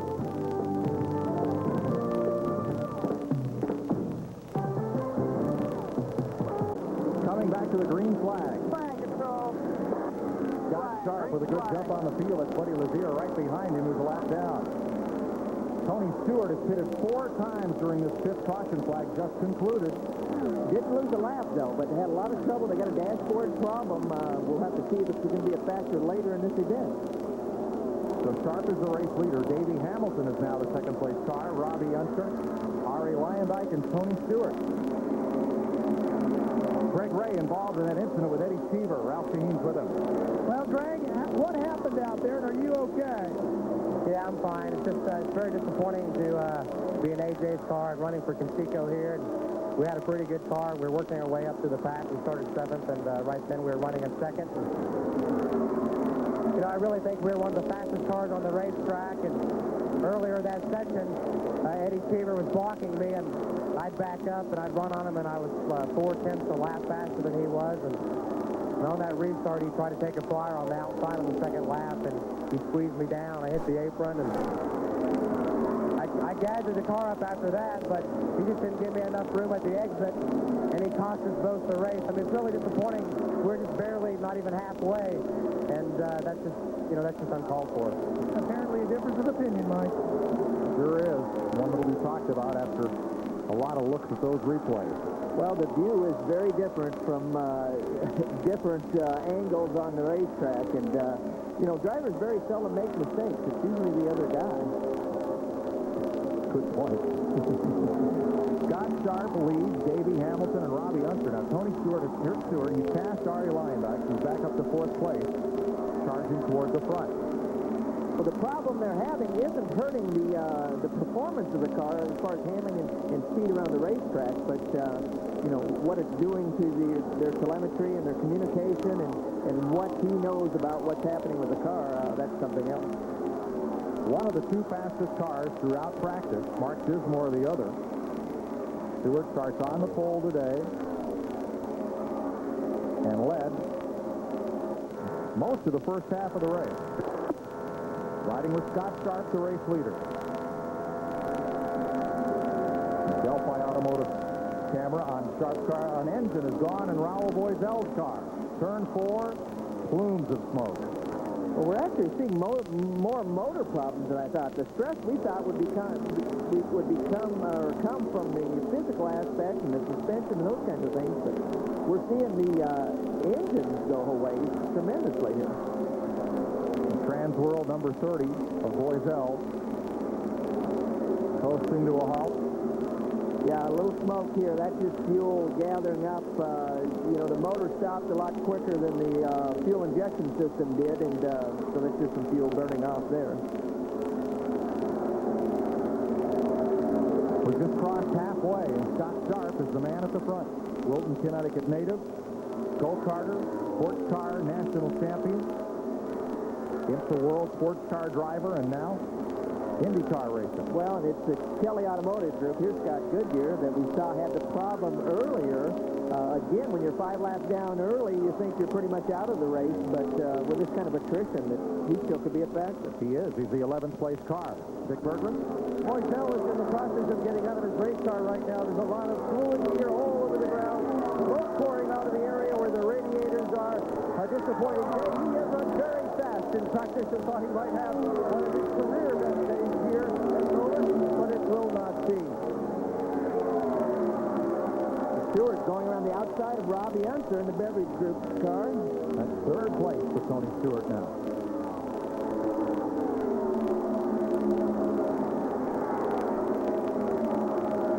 Working up on Knapp, the 9th place car. And Gregoire. Gregoire is 7th. Tony, this is where a driver really smiles. When the car works this good, he can go high, he can go low, he can take it where he needs to take it to get the job done.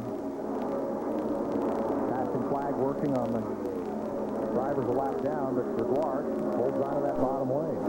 Well, the big question is Tony having to hold the dashboard up with his knees to get around the racetrack?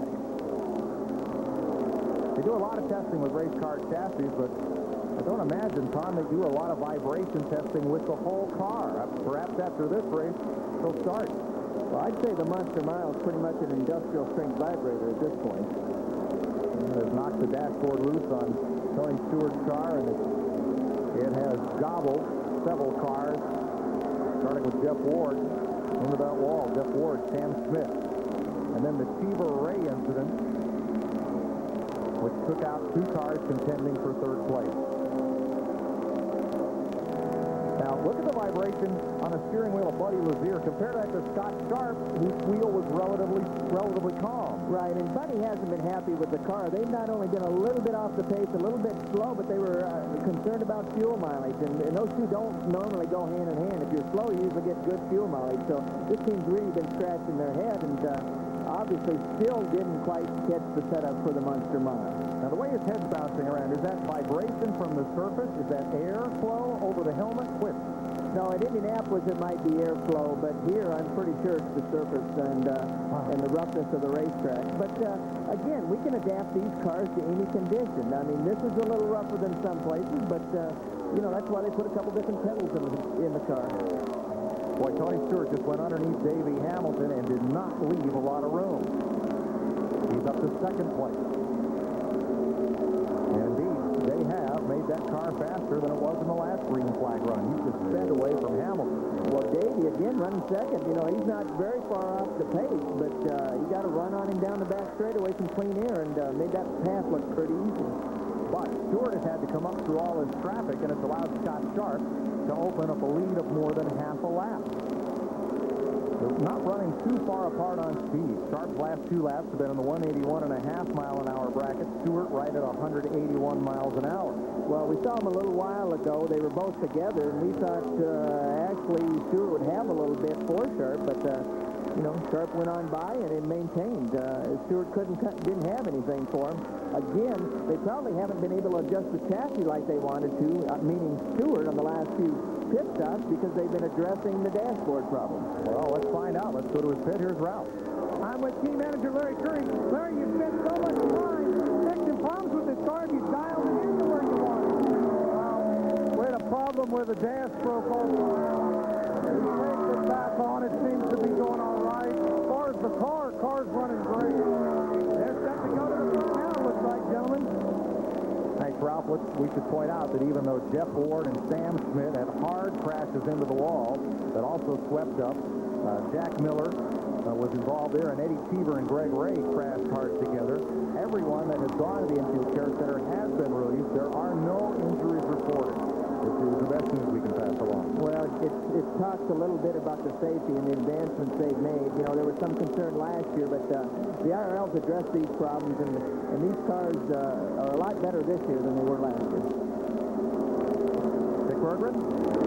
Mike Ford has his left right straight deep. You got a guy closing in on you. Can you hold off Stewart? I think we can. So far, we got a really good car out there. He's comfortable. So bumpy for the long run. Well, this is a good guy and a good car to have for a racetrack with a lot of attrition. These guys have completed more laps this year than anybody else. Mike? Now look at Scott Sharp, Tom, and look at the contrast between the way he sits in the cockpit and Buddy Lazier.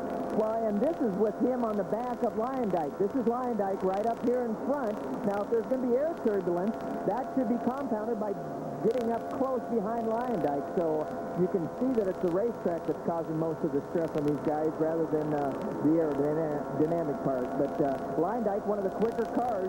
Let's see how long it's going to take Sharp to find a way to get by this situation. And would you say, from the lack of vibration, that Sharp's cars perhaps sprung more softly than Lazier? Yeah, the shock and spring combination, I would say, is a lot softer than what we're seeing inside the Lazier car. And again, on a rough racetrack, you know, Sharp's quite a bit quicker, so maybe somebody's going to learn something from this. You're riding with the race leader, Scott Sharp, here at Dover Down, Delaware. He will pit in 5 laps. We'll be back for that. 145 complete here at Dover Downs for the Pep Boys Indy Racing League. We'll be right back.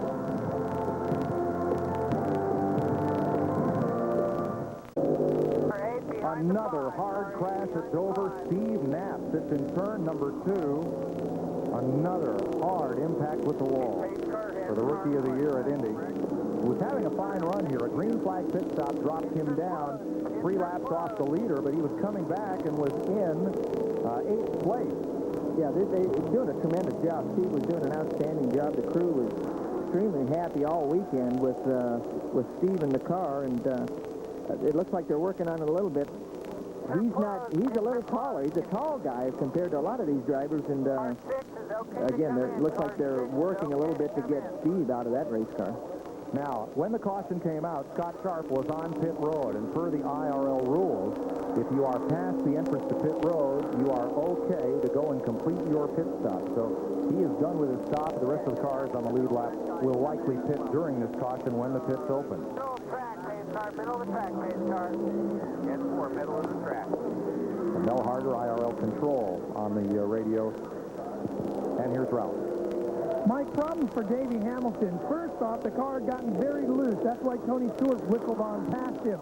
Then, as they were holding on, waiting for their pit stop to tighten up the car, suddenly the car started to lose power. They are changing the black box on the car right now, hoping that that will restore the big power back to this race machine.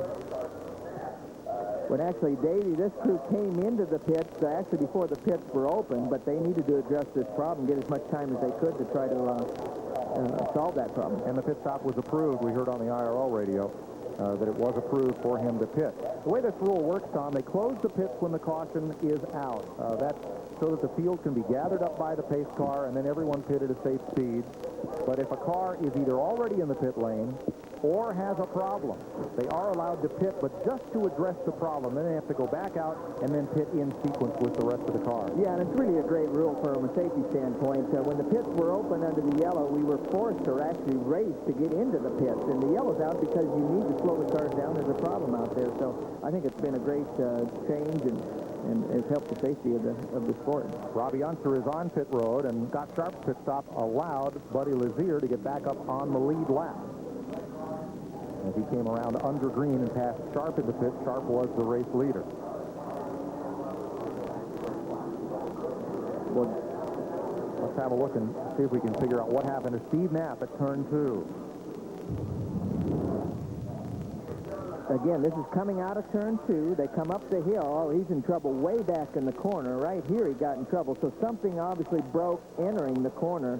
And, you know, when it breaks at that point on the entry, you get a good long run at the wall, and that's not what the driver wants to see. The car came around and hit left side. Well, it definitely did. So it broke real early getting in and maybe did 360. Sometimes that can help you scrub off some speed, and that can be a benefit to the driver. Yeah, you can see him right there. You can see Steve. They're pulling him out.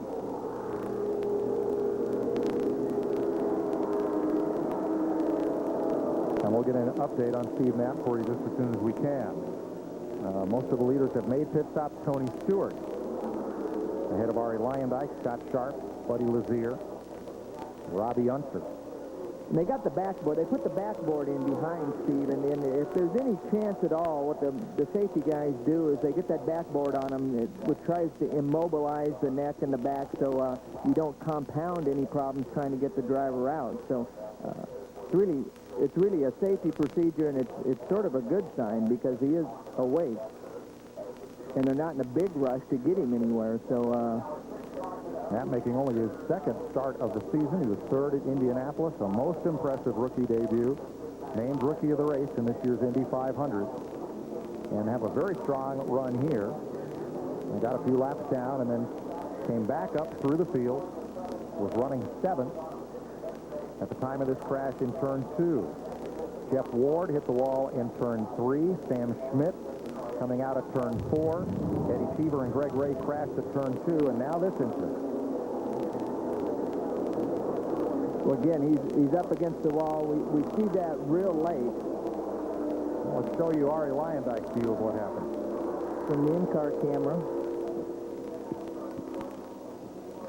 This is down the front straightaway. And you can see in front of him, the car just jumped sideways and backed into the wall, left side first. Again, Luyendyk was close enough to it. As he went to the wall, Luyendyk had no trouble getting underneath. Similar to Sam Schmidt's crash, except Luce going into the corner instead of coming out. 154 laps complete. CBS Sports coverage of the Pep Boys 400K continues after this message and a word from your local station.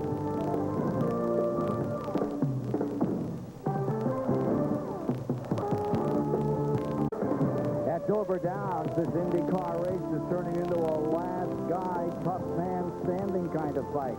We've got 155 laps and miles completed of the 248 to be run for 400 kilometers. 4 leaders have swapped that point position and 7 lead changes, and there you see the big story. Although they can turn this track at 180 miles per hour, average speed is only 102. 6 cautions, and the latest is for number 18, Steve Knapp, who crashes in turn 2, right where we saw Ray and Cheever in trouble not too long ago. Cleanup continues down here in the Turn 2 area of the Monster Mile, which continues to gobble up competitors today. It's gobbling whole race teams, Ken. It's been quite a day. Let's have another look here. Tom Steve will take us through this from Ari Leindyke's car. This is inside Leindyke's car. Again, right here is Steve Knapp. There's one car in between Leindyke and the trouble. The back end just jumps sideways on him, jumps out. The car backs up into the wall, left rear first. If there was good news is, the only good news would be that, the driver, when you back him in, he doesn't get to see the crash. There's a look at Knapp's car, and you can see the left side pretty well cleaned off it here. As Knapp's car is hauled away. Joining us, Governor Tom Carper, governor of the state of Delaware. You and your sons, big NASCAR fans here at the Monster Mile. But when that car spun around like that and he hit the wall, that reminded me of my old Corvair Monza. The first car I used to do that too. They had trailing throttle oversteer. You lift the gas and away you go. Well, fortunately, we're a little more sophisticated with these now. What do you think of your first trip to IndyCar racing? The most exciting thing I've done as governor, I've been governor 5.5 years, the most exciting thing I've done is to drive a stock car around these tracks about 130 miles an hour. And the idea that these guys are going around 180 miles an hour is just awesome. My boys are 8 and 9, they're just next door. And they think this is pretty exciting. And frankly, so do I. You bet. We're glad that you drive it. You're here. We're all excited. Thanks for having us. There's a little politics in racing every once in a while also. We'll look forward to that speed limit in Delaware being raised to 130 miles an hour sometime soon. Well, I remind you when I became governor, I was a congressman for 10 years. And my first year or so was a period of adjustment. And I think maybe that's what we're going through here as well. Perhaps so. It's a tough learning curve sometimes when you go to a new racetrack for the first time. Well, we'll get there. Ari Leindyke completes his pit stop and rolls back out. As we work this caution flag for Steve Knapp's accident. We have Jason lap 110. Through the incident scene at turn 2, and they're working them way around the debris that's being cleaned up now and to rejoin the field. Nobody covers racing like CBS Sports Line. You get the latest news and standings from the track, in-depth columns and driver bios, plus video highlights, interviews, and more. Get on the fast track at cbs.sportsline.com. They look like cops. They talk like cops. They're not cops, but they don't need a warrant to break into your home. 60 Minutes tonight, followed by Touched by an Angel and the CBS miniseries Scarlet Part 1. It's all coming up tonight on CBS. In 1969, they ran Indy cars here. 200 miles was the distance. Winning average speed, 124.9 miles an hour. Average speed today, 100.2. The technology is greater. The tires are stickier. The cars are faster. And the accidents, wow. We've had a spate of them here today. Well, it is. When you run this fast on a mile oval, I mean, Dover, it doesn't matter what kind of cars they run here. There's usually a lot of attrition and a lot of damage is done. The monster survives. Let's go to Ken Squire. I was going to say, Mike, this is almost a replay of 1969 with the number of cautions we're having, just as that speed was actually a little quicker, because these incidents are so hard and they tear up this equipment so badly. But again, it's a matter of attrition and who can last this one out. And don't forget, as you watch Stewart in front and Sharp in second. Let's go down to Dick Berger. The good news on Tony Stewart's car is that the dash is staying on it. This is a smart strategy. Take some tires, put fuel in it at this point with a few cars left on the lead lap. They may as well just put themselves in the best possible situation. 7 seconds, they're out. Ari Leindyke has been in and out of pit road twice. He came in, they checked the fuel and put new tires on the car, and even went around the car to check the suspension to see if anything was being upset due to the vibrations. Everything was fine. He went back out. They came back in and just changed tires again. Ari was not happy with the feel of the first set of tires. Give us the lineup. They'll rejoin the field as Steve Knapp is going to be airlifted from the speedway. There is no tunnel at Dover for the ambulance to drive out, so they will airlift him from the racetrack to the hospital, and we'll give you further word when it's available.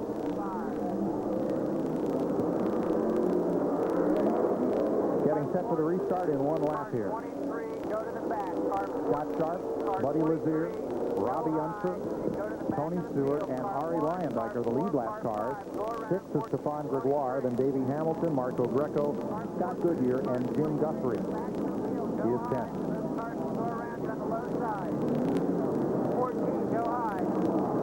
Steve Knapp has been stabilized there. The collar around his neck and head area, and he's taken to the helicopter to be airlifted for treatment.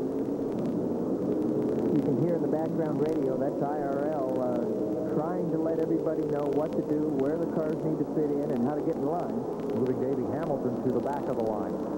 And it may have been because of a stop before the pits were open, and they did more than what was necessary to just run the car. We'll see.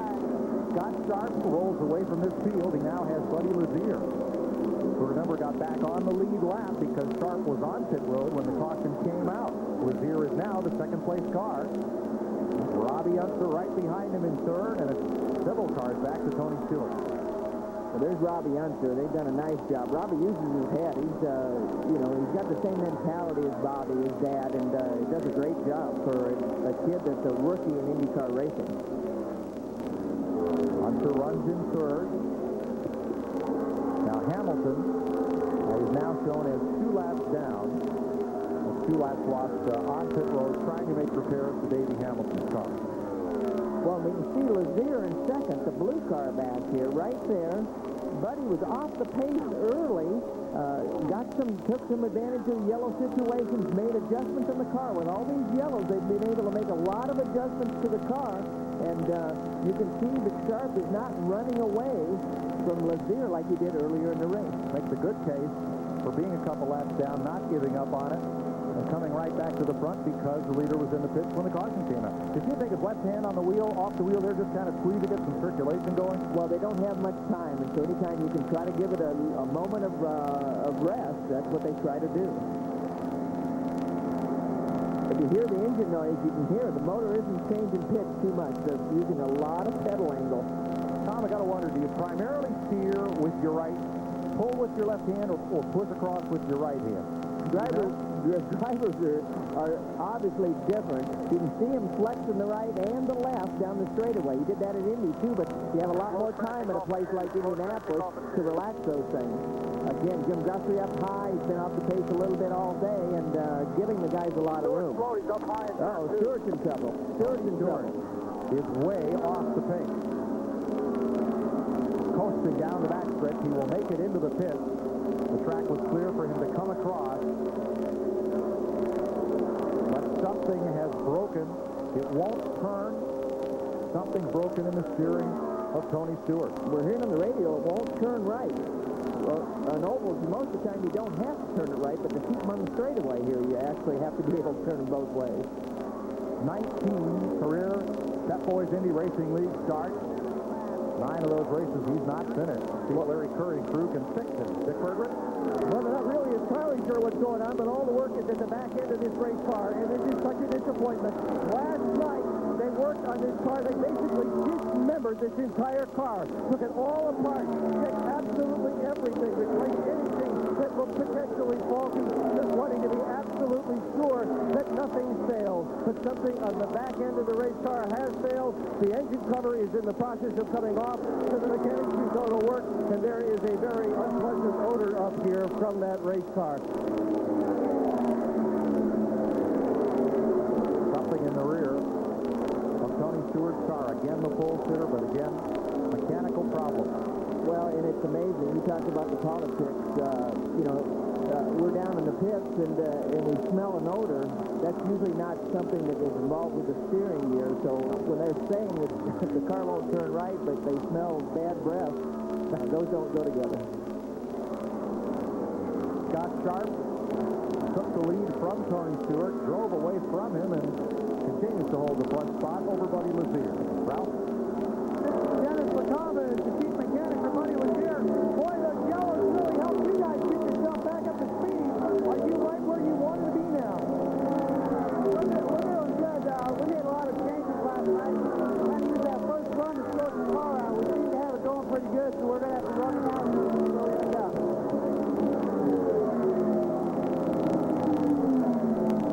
Buddy Lazier. And back in the pits with Tony Stewart. looks like Tony Stewart is out of the race.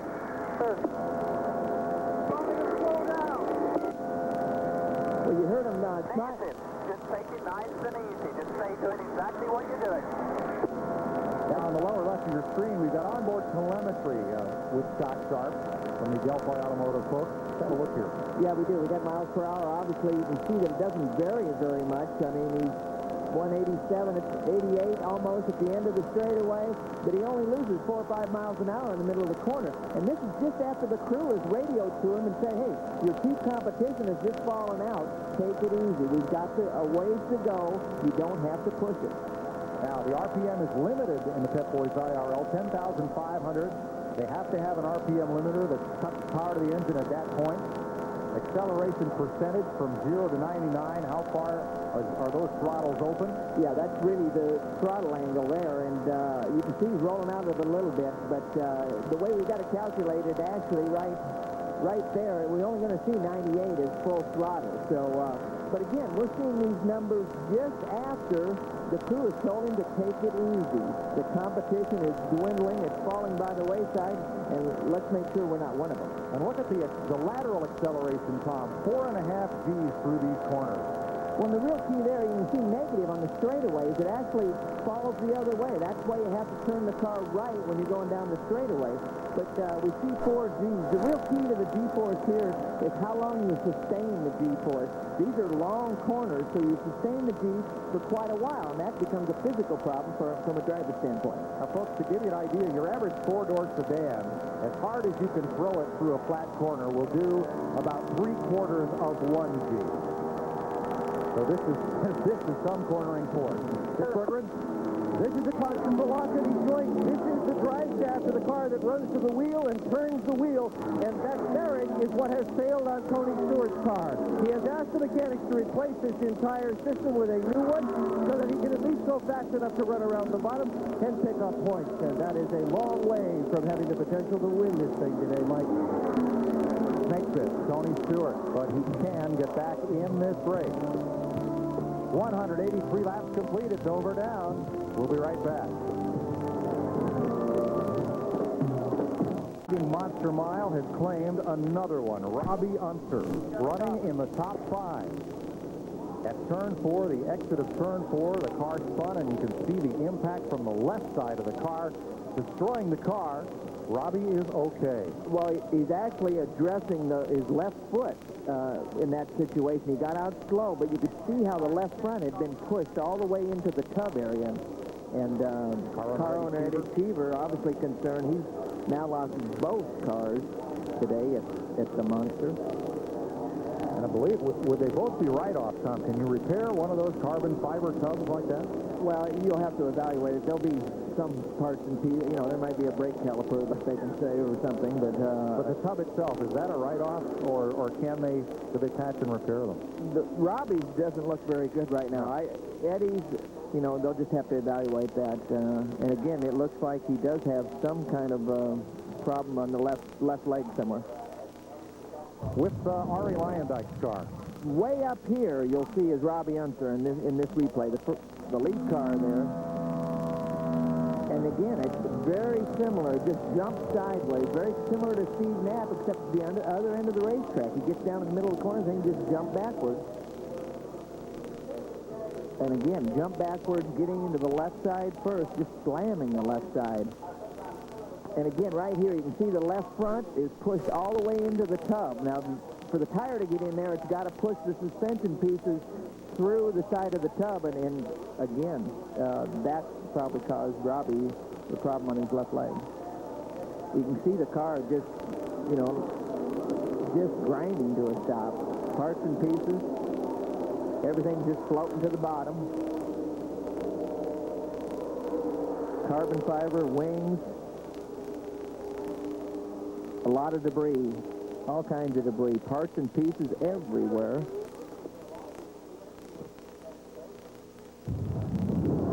But Robbie Unser climbed out. He sat up in the car, talked with the medical officials, reached down and was feeling around the left leg area before he finally did climb out of the car and get a little help into the ambulance. There's his team owner, Eddie Cheever. Cheever has not yet had time to change into street clothes. after the accident that he's been involved with Greg Ray that took Seaver driving what was then the third-place car out of the race. Well, again, heading over to make sure his driver's all right. I played golf with Eddie this week, and he said he had a lot of guys interested in buying his team, and first thing I asked him is when are you going to close, because it's not a profitable situation owning these race cars. Seaver's second car is on the hook. CBS Sports coverage of the Pep Boys 400K will continue after this word from your local station.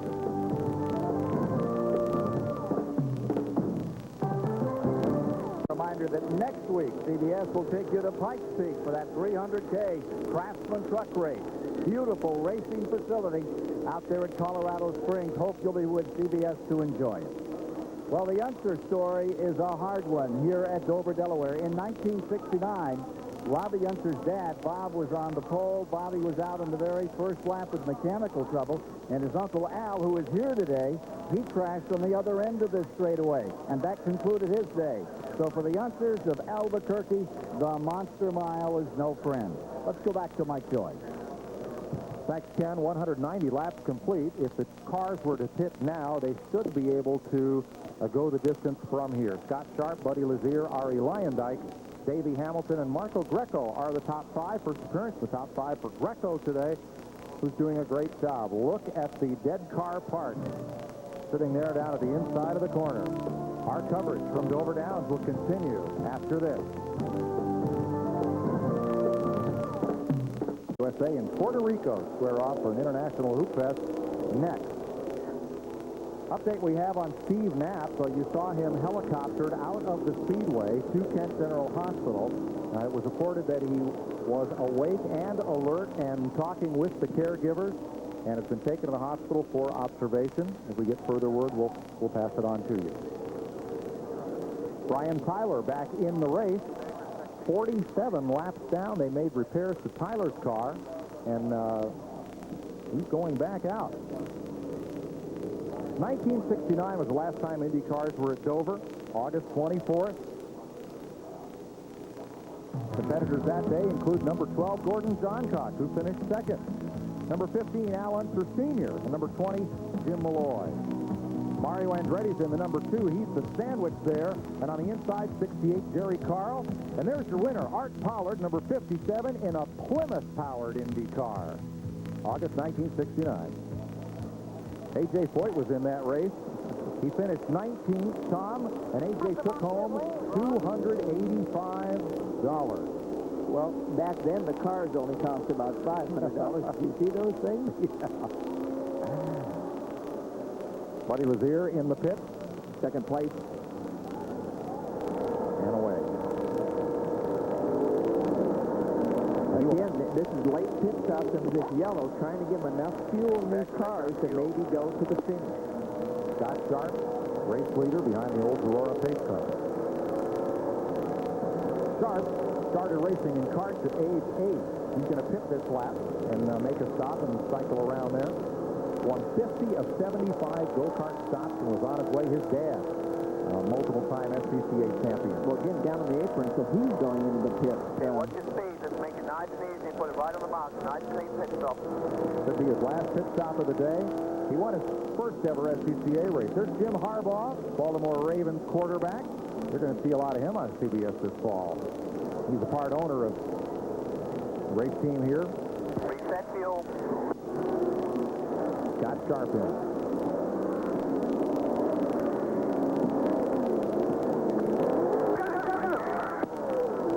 Quick stop. Quick stop. A lot of excitement, but stopping under the yellow, sometimes Excellent stop. Again, you can hear the team manager talking to the driver. Ari Lyondike was on pit road at the same time. They needed to get Sharp out ahead of Lyondike. Look at the smoke off of Lyondike. Exiting the pits, there was a lot of smoke and things on the left rear in this area. You left the pit. Here you're just listening to a driver asking the crew, can we make it to the end? But what do we see here? Is that smoke coming out of that thing? Something's on fire. Something's leaking out of that thing. Excess fuel, perhaps, that was left there in the recess of the fuel filler or the overflow. That could have been it. It should have been gone by then, but very possible. Ralph Shaheen is with Jim Harbaugh. Well, you got camp opening up tomorrow, but how's it going out here? Getting a bit of a workout in early? Well, I'll tell you what, a race like today makes me glad I play a nice safe sport like football. Pretty heavy impact out here today, huh? Yeah, it's been wild. You know, we got a tough break early in the race with the Dr. Jack there, and those are the cards that are dealt. But, you know, the guys have really improved. I think we're back up to 7, so just kind of fighting for points today. Make sure you don't overexert that right arm. Yeah, you know, it's not a tough thing. Well, he's a car owner. He's got to sign checks with that. That's pretty exerting. It'll be a lot of Jim Harbaugh Sunday, September 6th on CBS at 1 p.m. when his Ravens face off against the Pittsburgh Steelers. He'll have a shoulder pads and flak jacket when we see him in the football field. He might think he needs that in the pits. There's a lot of shrapnel out there. No sponsor logos there, not too many of them. That's one of the many games we'll see on CBS this fall. The Goodwill games are coming up next on CBS, USA versus Puerto Rico basketball. Mike, I talking to Goodyear because you went back right at the conclusion of our event. Tony Stewart is back in the race. He is 28 laps down after repairing the right rear drive shaft and constant velocity joint.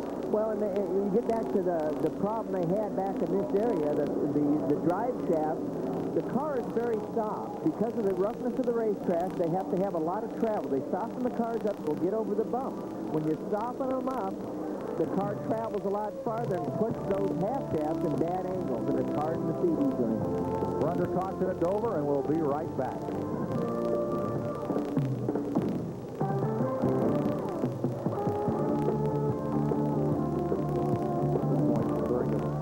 The Pep Boys Indy Racing League is sponsored by Pep Boys, the official sponsor of the Indy Racing League, and by True Value. For knowledgeable advice, come to True Value. Anything to help. They've just restarted this race with 48 laps to go, and a lot of jostling midfield as you ride with Scott Goodyear. He has on his tailpipe. Bunch of laps down, but once again fast. Tony Stewart way down to the race leader after repairing that right rear. Well, you can see the traffic on this restart. I mean, they were interlocked wheel to wheel and somehow got away with that, Mike. Lead battle's a good one. Buddy Lazier, Scott Sharp dives to the inside.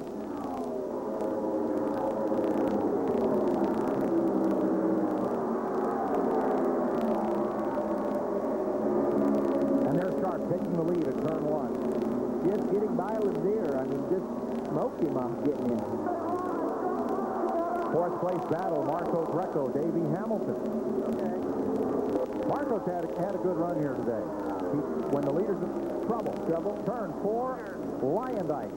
Pounded the wall. Car 5, turn 4. Everybody's going to get past. Hold on, pace But car. again, another car spins and knocks the whole left side off the car. Well, you see Lyondike, he threw the steering wheel out. That's a good sign because, again, this is very similar. Backing in left side, collapsed against the tub. Fuel didn't work out too good, Ron. I had to go to the outside.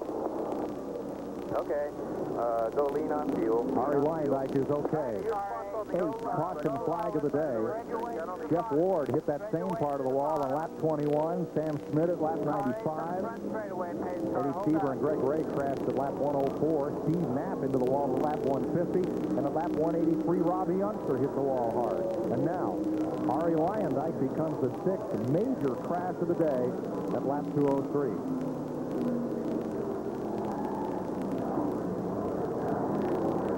I can't tell there. Lyondike looks a little disgusted. I don't know if he's disgusted with himself, the car, the racetrack, or one of the other drivers.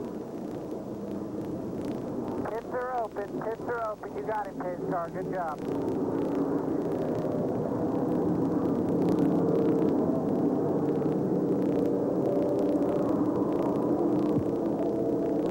Giving a what happened with someone off pit road. There is Lyondike's crew, and let's go on board with Ari Lyondike.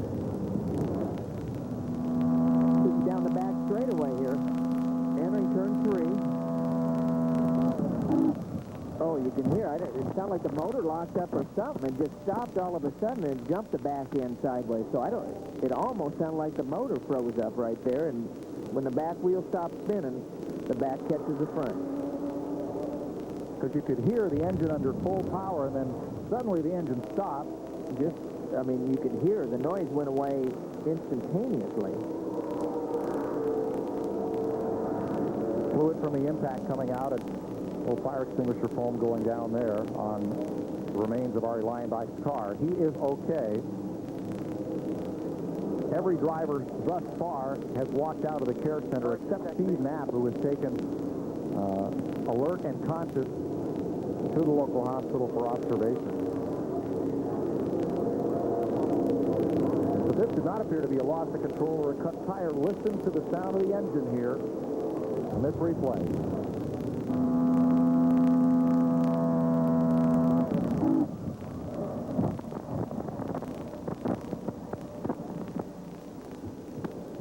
Well, again, the motor is running flat out, and all of a sudden stopped.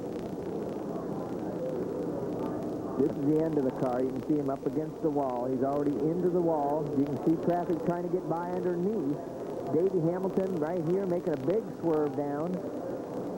Kenny Breck gets by. He's a bunch of laps down early in the race. And the first car to go by, Tony Stewart at speed, dropped off the banking, pounded down on the apron, and got through. Watching Scott Goodyear's view. You can see Luyendyk already up above. Goodyear's trying to get down low, and then another car, Marco Greco, underneath him. So just trying to avoid trouble. Some of these guys get out of the throttle, see it happening a lot quicker than some of the other guys.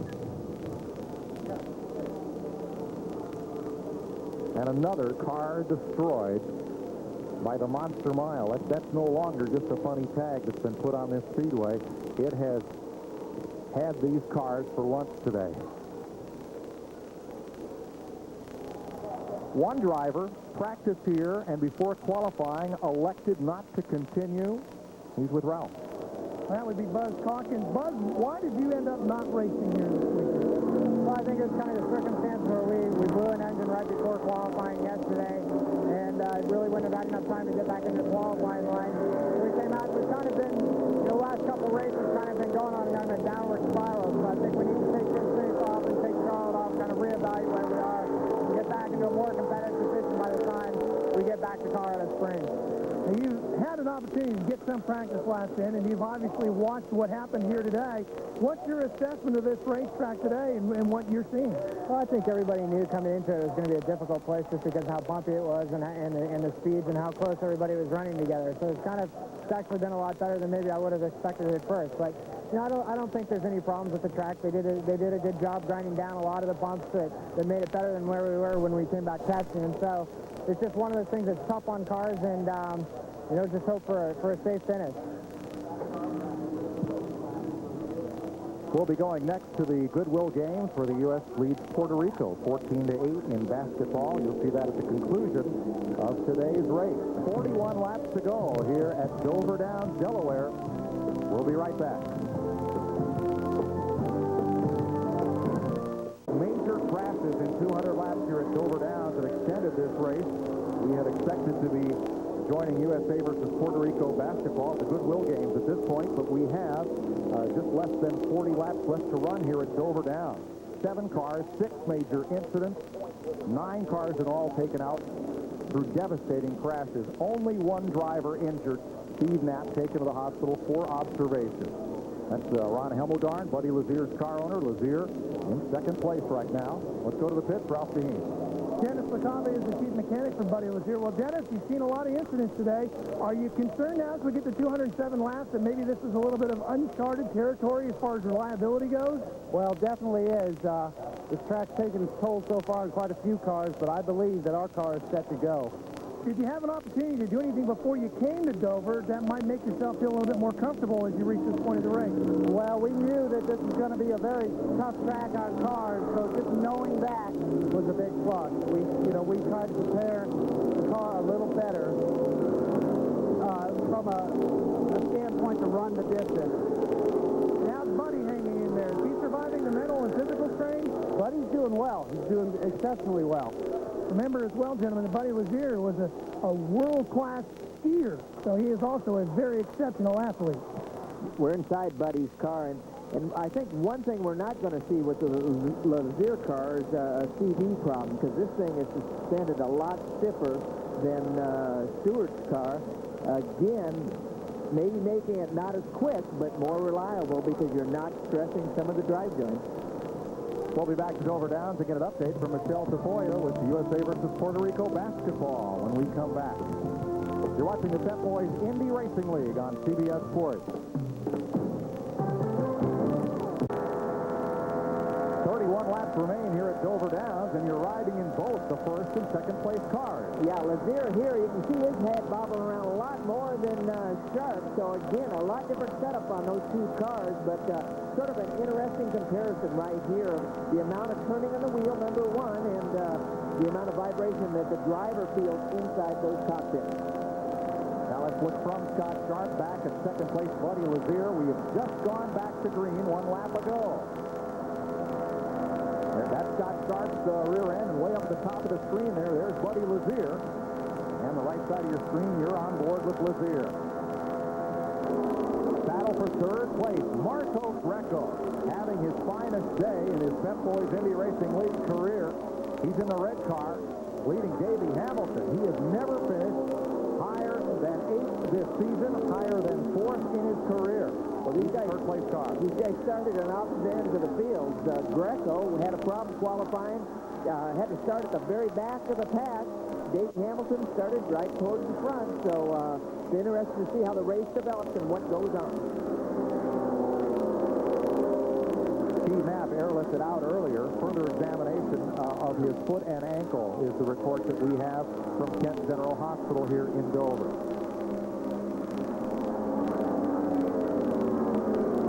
30 laps to go. Next time by 2:21 complete. The board is updated. 2:48 is the race. 27 laps to go. You can watch the different cars come off on these camera angles, how much they bounce around compared to each other. Again, quite a bit of difference on the handling packages that these cars are attempting to get the job done with. Again, Marco Greco. International Sports Limited for Greco. And up front, Scott Sharp, who won his first ever amateur sports car race in 1984. First time he ever entered at Breyer, which is now New Hampshire International Speedway. You can see him shuffle his hands on the steering wheel. This is a little bit unusual. A lot of guys don't change hand positions on the wheel as much as Scott does, but it's probably something that he developed through his road racing beginning into the IndyCar situation. Let's check with Dick Berggren. Ari Leyendijk has just walked out of the care center. You okay? Yeah, I'm fine. I just had a couple of scratches in my shoulder's a little bit sore. That shoulder's had a lot of bangs lately. What happened? What put you in the wall? I really don't know. My car, we put a new set of tires on, and on the restart, running a few laps, the car felt better than it had all day long. And I figured my car is right now when I need it to be right. And then at the bottom of 3, it must have bottomed out and lost the rear end, because other than that, I really don't have any explanation. Why so many crashes today? I think maybe the bumps have a little bit to do with it. And when you go out of the pits, tire pressures are not up yet altogether, and maybe that's part of the reason. But I sure like to know exactly why I spun out. Now, the racetrack has spent a tremendous amount of money and effort to try to smooth this place out and make it hospitable for the Indy cars. It just has not worked out today. Mike? Well, they've spent a lot of money and done a tremendous job here, Dick. But still, this track takes its toll on stock cars and on Indy cars. Well, Leyendijk made a good point. It was right after a change. The car felt good, but the tire pressures might not have come up. Now, with a low tire pressure, the car is going to hit the ground harder. And he might have bottomed the car out, just like he indicated, and knocked the thing sideways. So you've got to take a couple laps to get the tires up to pressure. And again, when they come up to pressure, they hold the car off the ground better. Again, I'm not sure that's what happened, either is he, but something knocked that thing completely sideways. One of 9 cars to be taken out of this race of attrition by crashes. 6 very hard hits with the wall. Ari Leyendijk, the latest. Robbie Unser, Steve Knapp, Eddie Cheever, Greg Ray, Sam Smith, and Jeff Ward have had hard impacts with the wall. And all climbed out, except Knapp was assisted from his car, and they're having a look at his leg and ankle, or ankle and foot, rather. Jim Guthrie just being bypassed by Lazier, having a good comeback drive. Now here's second place, Buddy Lazier, that purple car. And you see how much ground he has to make up on race leader Scott Sharp there at start-finish. Well, I'm a little bit surprised. You know, with the kind of attrition we're seeing, you would think that the leader would just go hard enough to keep ahead of somebody else, because at this point you can't afford to put any more stress on these things than they've already received. Ralph? Mike Hobacker is the chief mechanic for Scott Sharp. Are you guys setting Scott up to just casually cruise it in, or are you still running his hardest from the beginning? We're still trying to keep the pressure on Scott to stay ahead, of course, but we've told him that he can relax to a point. We still have to push it as far as we can. Now, what kind of a point would that be? How hard do you have to push it? 7-10?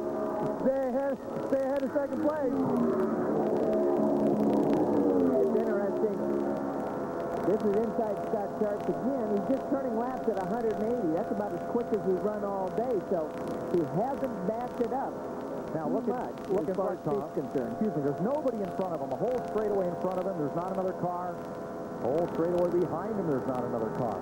Well, and again, he's running speeds close to as quick as laps as they ran early in the race, and somebody might indicate that you might give it a little more of a breathing room and try to get this equipment to last. One driver that was assisted from his car after complaining about his left foot and ankle area was Robbie Unser. Dick Berggren has an update. An update from the care center, Mike, is that they're going to hang on to him here for a little while, then they're going to take him off to the local hospital and x-ray that foot. He also has a puncture wound to his knee, and they're going to take a look at that at the hospital. Other than that, he's okay. Stay doing exactly what you're doing. Buddy Lazier is not even close. That's the instruction to Scott Sharp, and there is Buddy Lazier, the second-place car. I'll show you again how much ground Lazier has to make up. His last lap was quicker than Sharp, 179 to 178 miles an hour. There's the interval. Well, obviously, Lazier's got to keep the pressure on. He's got to work as hard as he can and just hope the car stays together. Sharp's got a little bit of a cushion here, and the crew is trying to indicate to him very diplomatically, take care of our race car. 31-19, USA's lead over Puerto Rico. Goodwill Games basketball is coming up next here on CBS. We are just 11 laps from the finish. First time the Indy cars have been to Dover Downs, Delaware, the Monster Mile, in 30 years. You can see by the speeds, if you notice Sharp, he's slowed down a little bit, so he's finally getting the clue. The crew's gotten to him and saying, hey, we need to bring it home another 10 or 15 laps. A bit of lap traffic there. And Lazier held just a little bit. Yeah, he had to breathe it. He had to breathe it a little bit on the exit. Everybody runs out of room here in the same real estate area, and there's just not enough here at Dover. Let's give you a rundown because we will be going quickly to that basketball game in progress at the conclusion of this race. Right now, Sharp is the leader. You're with Buddy Lazier, the second-place car. Marco Greco having a career day is third. Davey Hamilton is fourth. Stefan Gregoire is fifth, one of his best efforts. Scott Goodyear lost 5 laps early on with a pit stop. He is now sixth. Jim Guthrie in his comeback drive after a bad crash at Indy. Guthrie is in 7th place. Tony Stewart, after a long stay on pit road to replace a drive shaft and constant velocity joint, Stewart is 8th. Ari Lyondike is posted 10th based on laps completed. Kenny Breck back after a stay with electrical problems. Then Robbie Unser. Tyler. Then Knapp, who is out of the race, as is Borzell. Greg Ray, Eddie Cheever. Let him go, buddy. Let him go. Sam Smith, Mark Dismore, Jeff Ward, Jack Miller, and John Paul Jr. That's the rundown of the entire field. There is second place Buddy Lazier, lapping at 177 miles an hour. He is a tick of the watch quicker than Scott Sharp every lap. There is the race leader, Scott Sharp. Sharp was sort of stuck in traffic. I don't know if he was stuck, but he's just trying to be real careful at this point, trying to bring this thing home, but Lazier is closing the gap. Sharp from Wilton, Connecticut. His dad, 7-time national champion road racer. Scotty quickly followed in his dad's footsteps. Made it to IndyCar racing, where he's a 2-time winner. 86 New Hampshire, and this year a winner at Phoenix. Buddy Lazier, second-place car. Wife Carol looking on. 3 laps to go. Well, next week, Mike, these guys go to Charlotte. They've been there before. They've had a lot of success, put on a great show, and so I'm I'm sure some of these guys are holding their breath and looking forward to Charlotte next weekend. Sonny Baker would say he holds a pretty wheel. Actually, he shovels that pretty wheel around a little bit, more so than some of these guys, but it's working today. Scott Sharp, 2 to go. Sweeps off underneath the overpass, the walkover bridge. Down the back straightaway. That's the front stretch grandstand for the horse track that's inside the paved 1 mile oval. And the white flag waves over Scott Sharp and Buddy Lazier. They're in the same straightaway. Sharp entering turn 2 as Lazier enters turn 1, and Lazier closing. You can see Lazier right back there. He's close substantially, but a half a lap to go. Turn 3, fourth corner. And Scott Sharp wins his third Pep Boys Indy Racing League event, and Buddy Lazier catches right to his rear wing at the checkered flag. Sharp now leads the points by 8 over pole sitter Tony Stewart. There's Stewart coming across on pit road. And it's the third win for Sharp. See, Sharp, pretty happy. He's pretty happy. Former SCCA Trans Am and amateur champion. And on the 1 mile oval, Tom, all of his wins have come on 1 mile oval. Well, great job today. For Tom Seaver, Ken Squire, Dick Bergeron, and Ralph Shaheen, I'm Mike Joy saying so long from Dover Downs International Speedway, where Scott Sharp has won the 1998 Pep Boys 400K. You guys hold the party till I get there?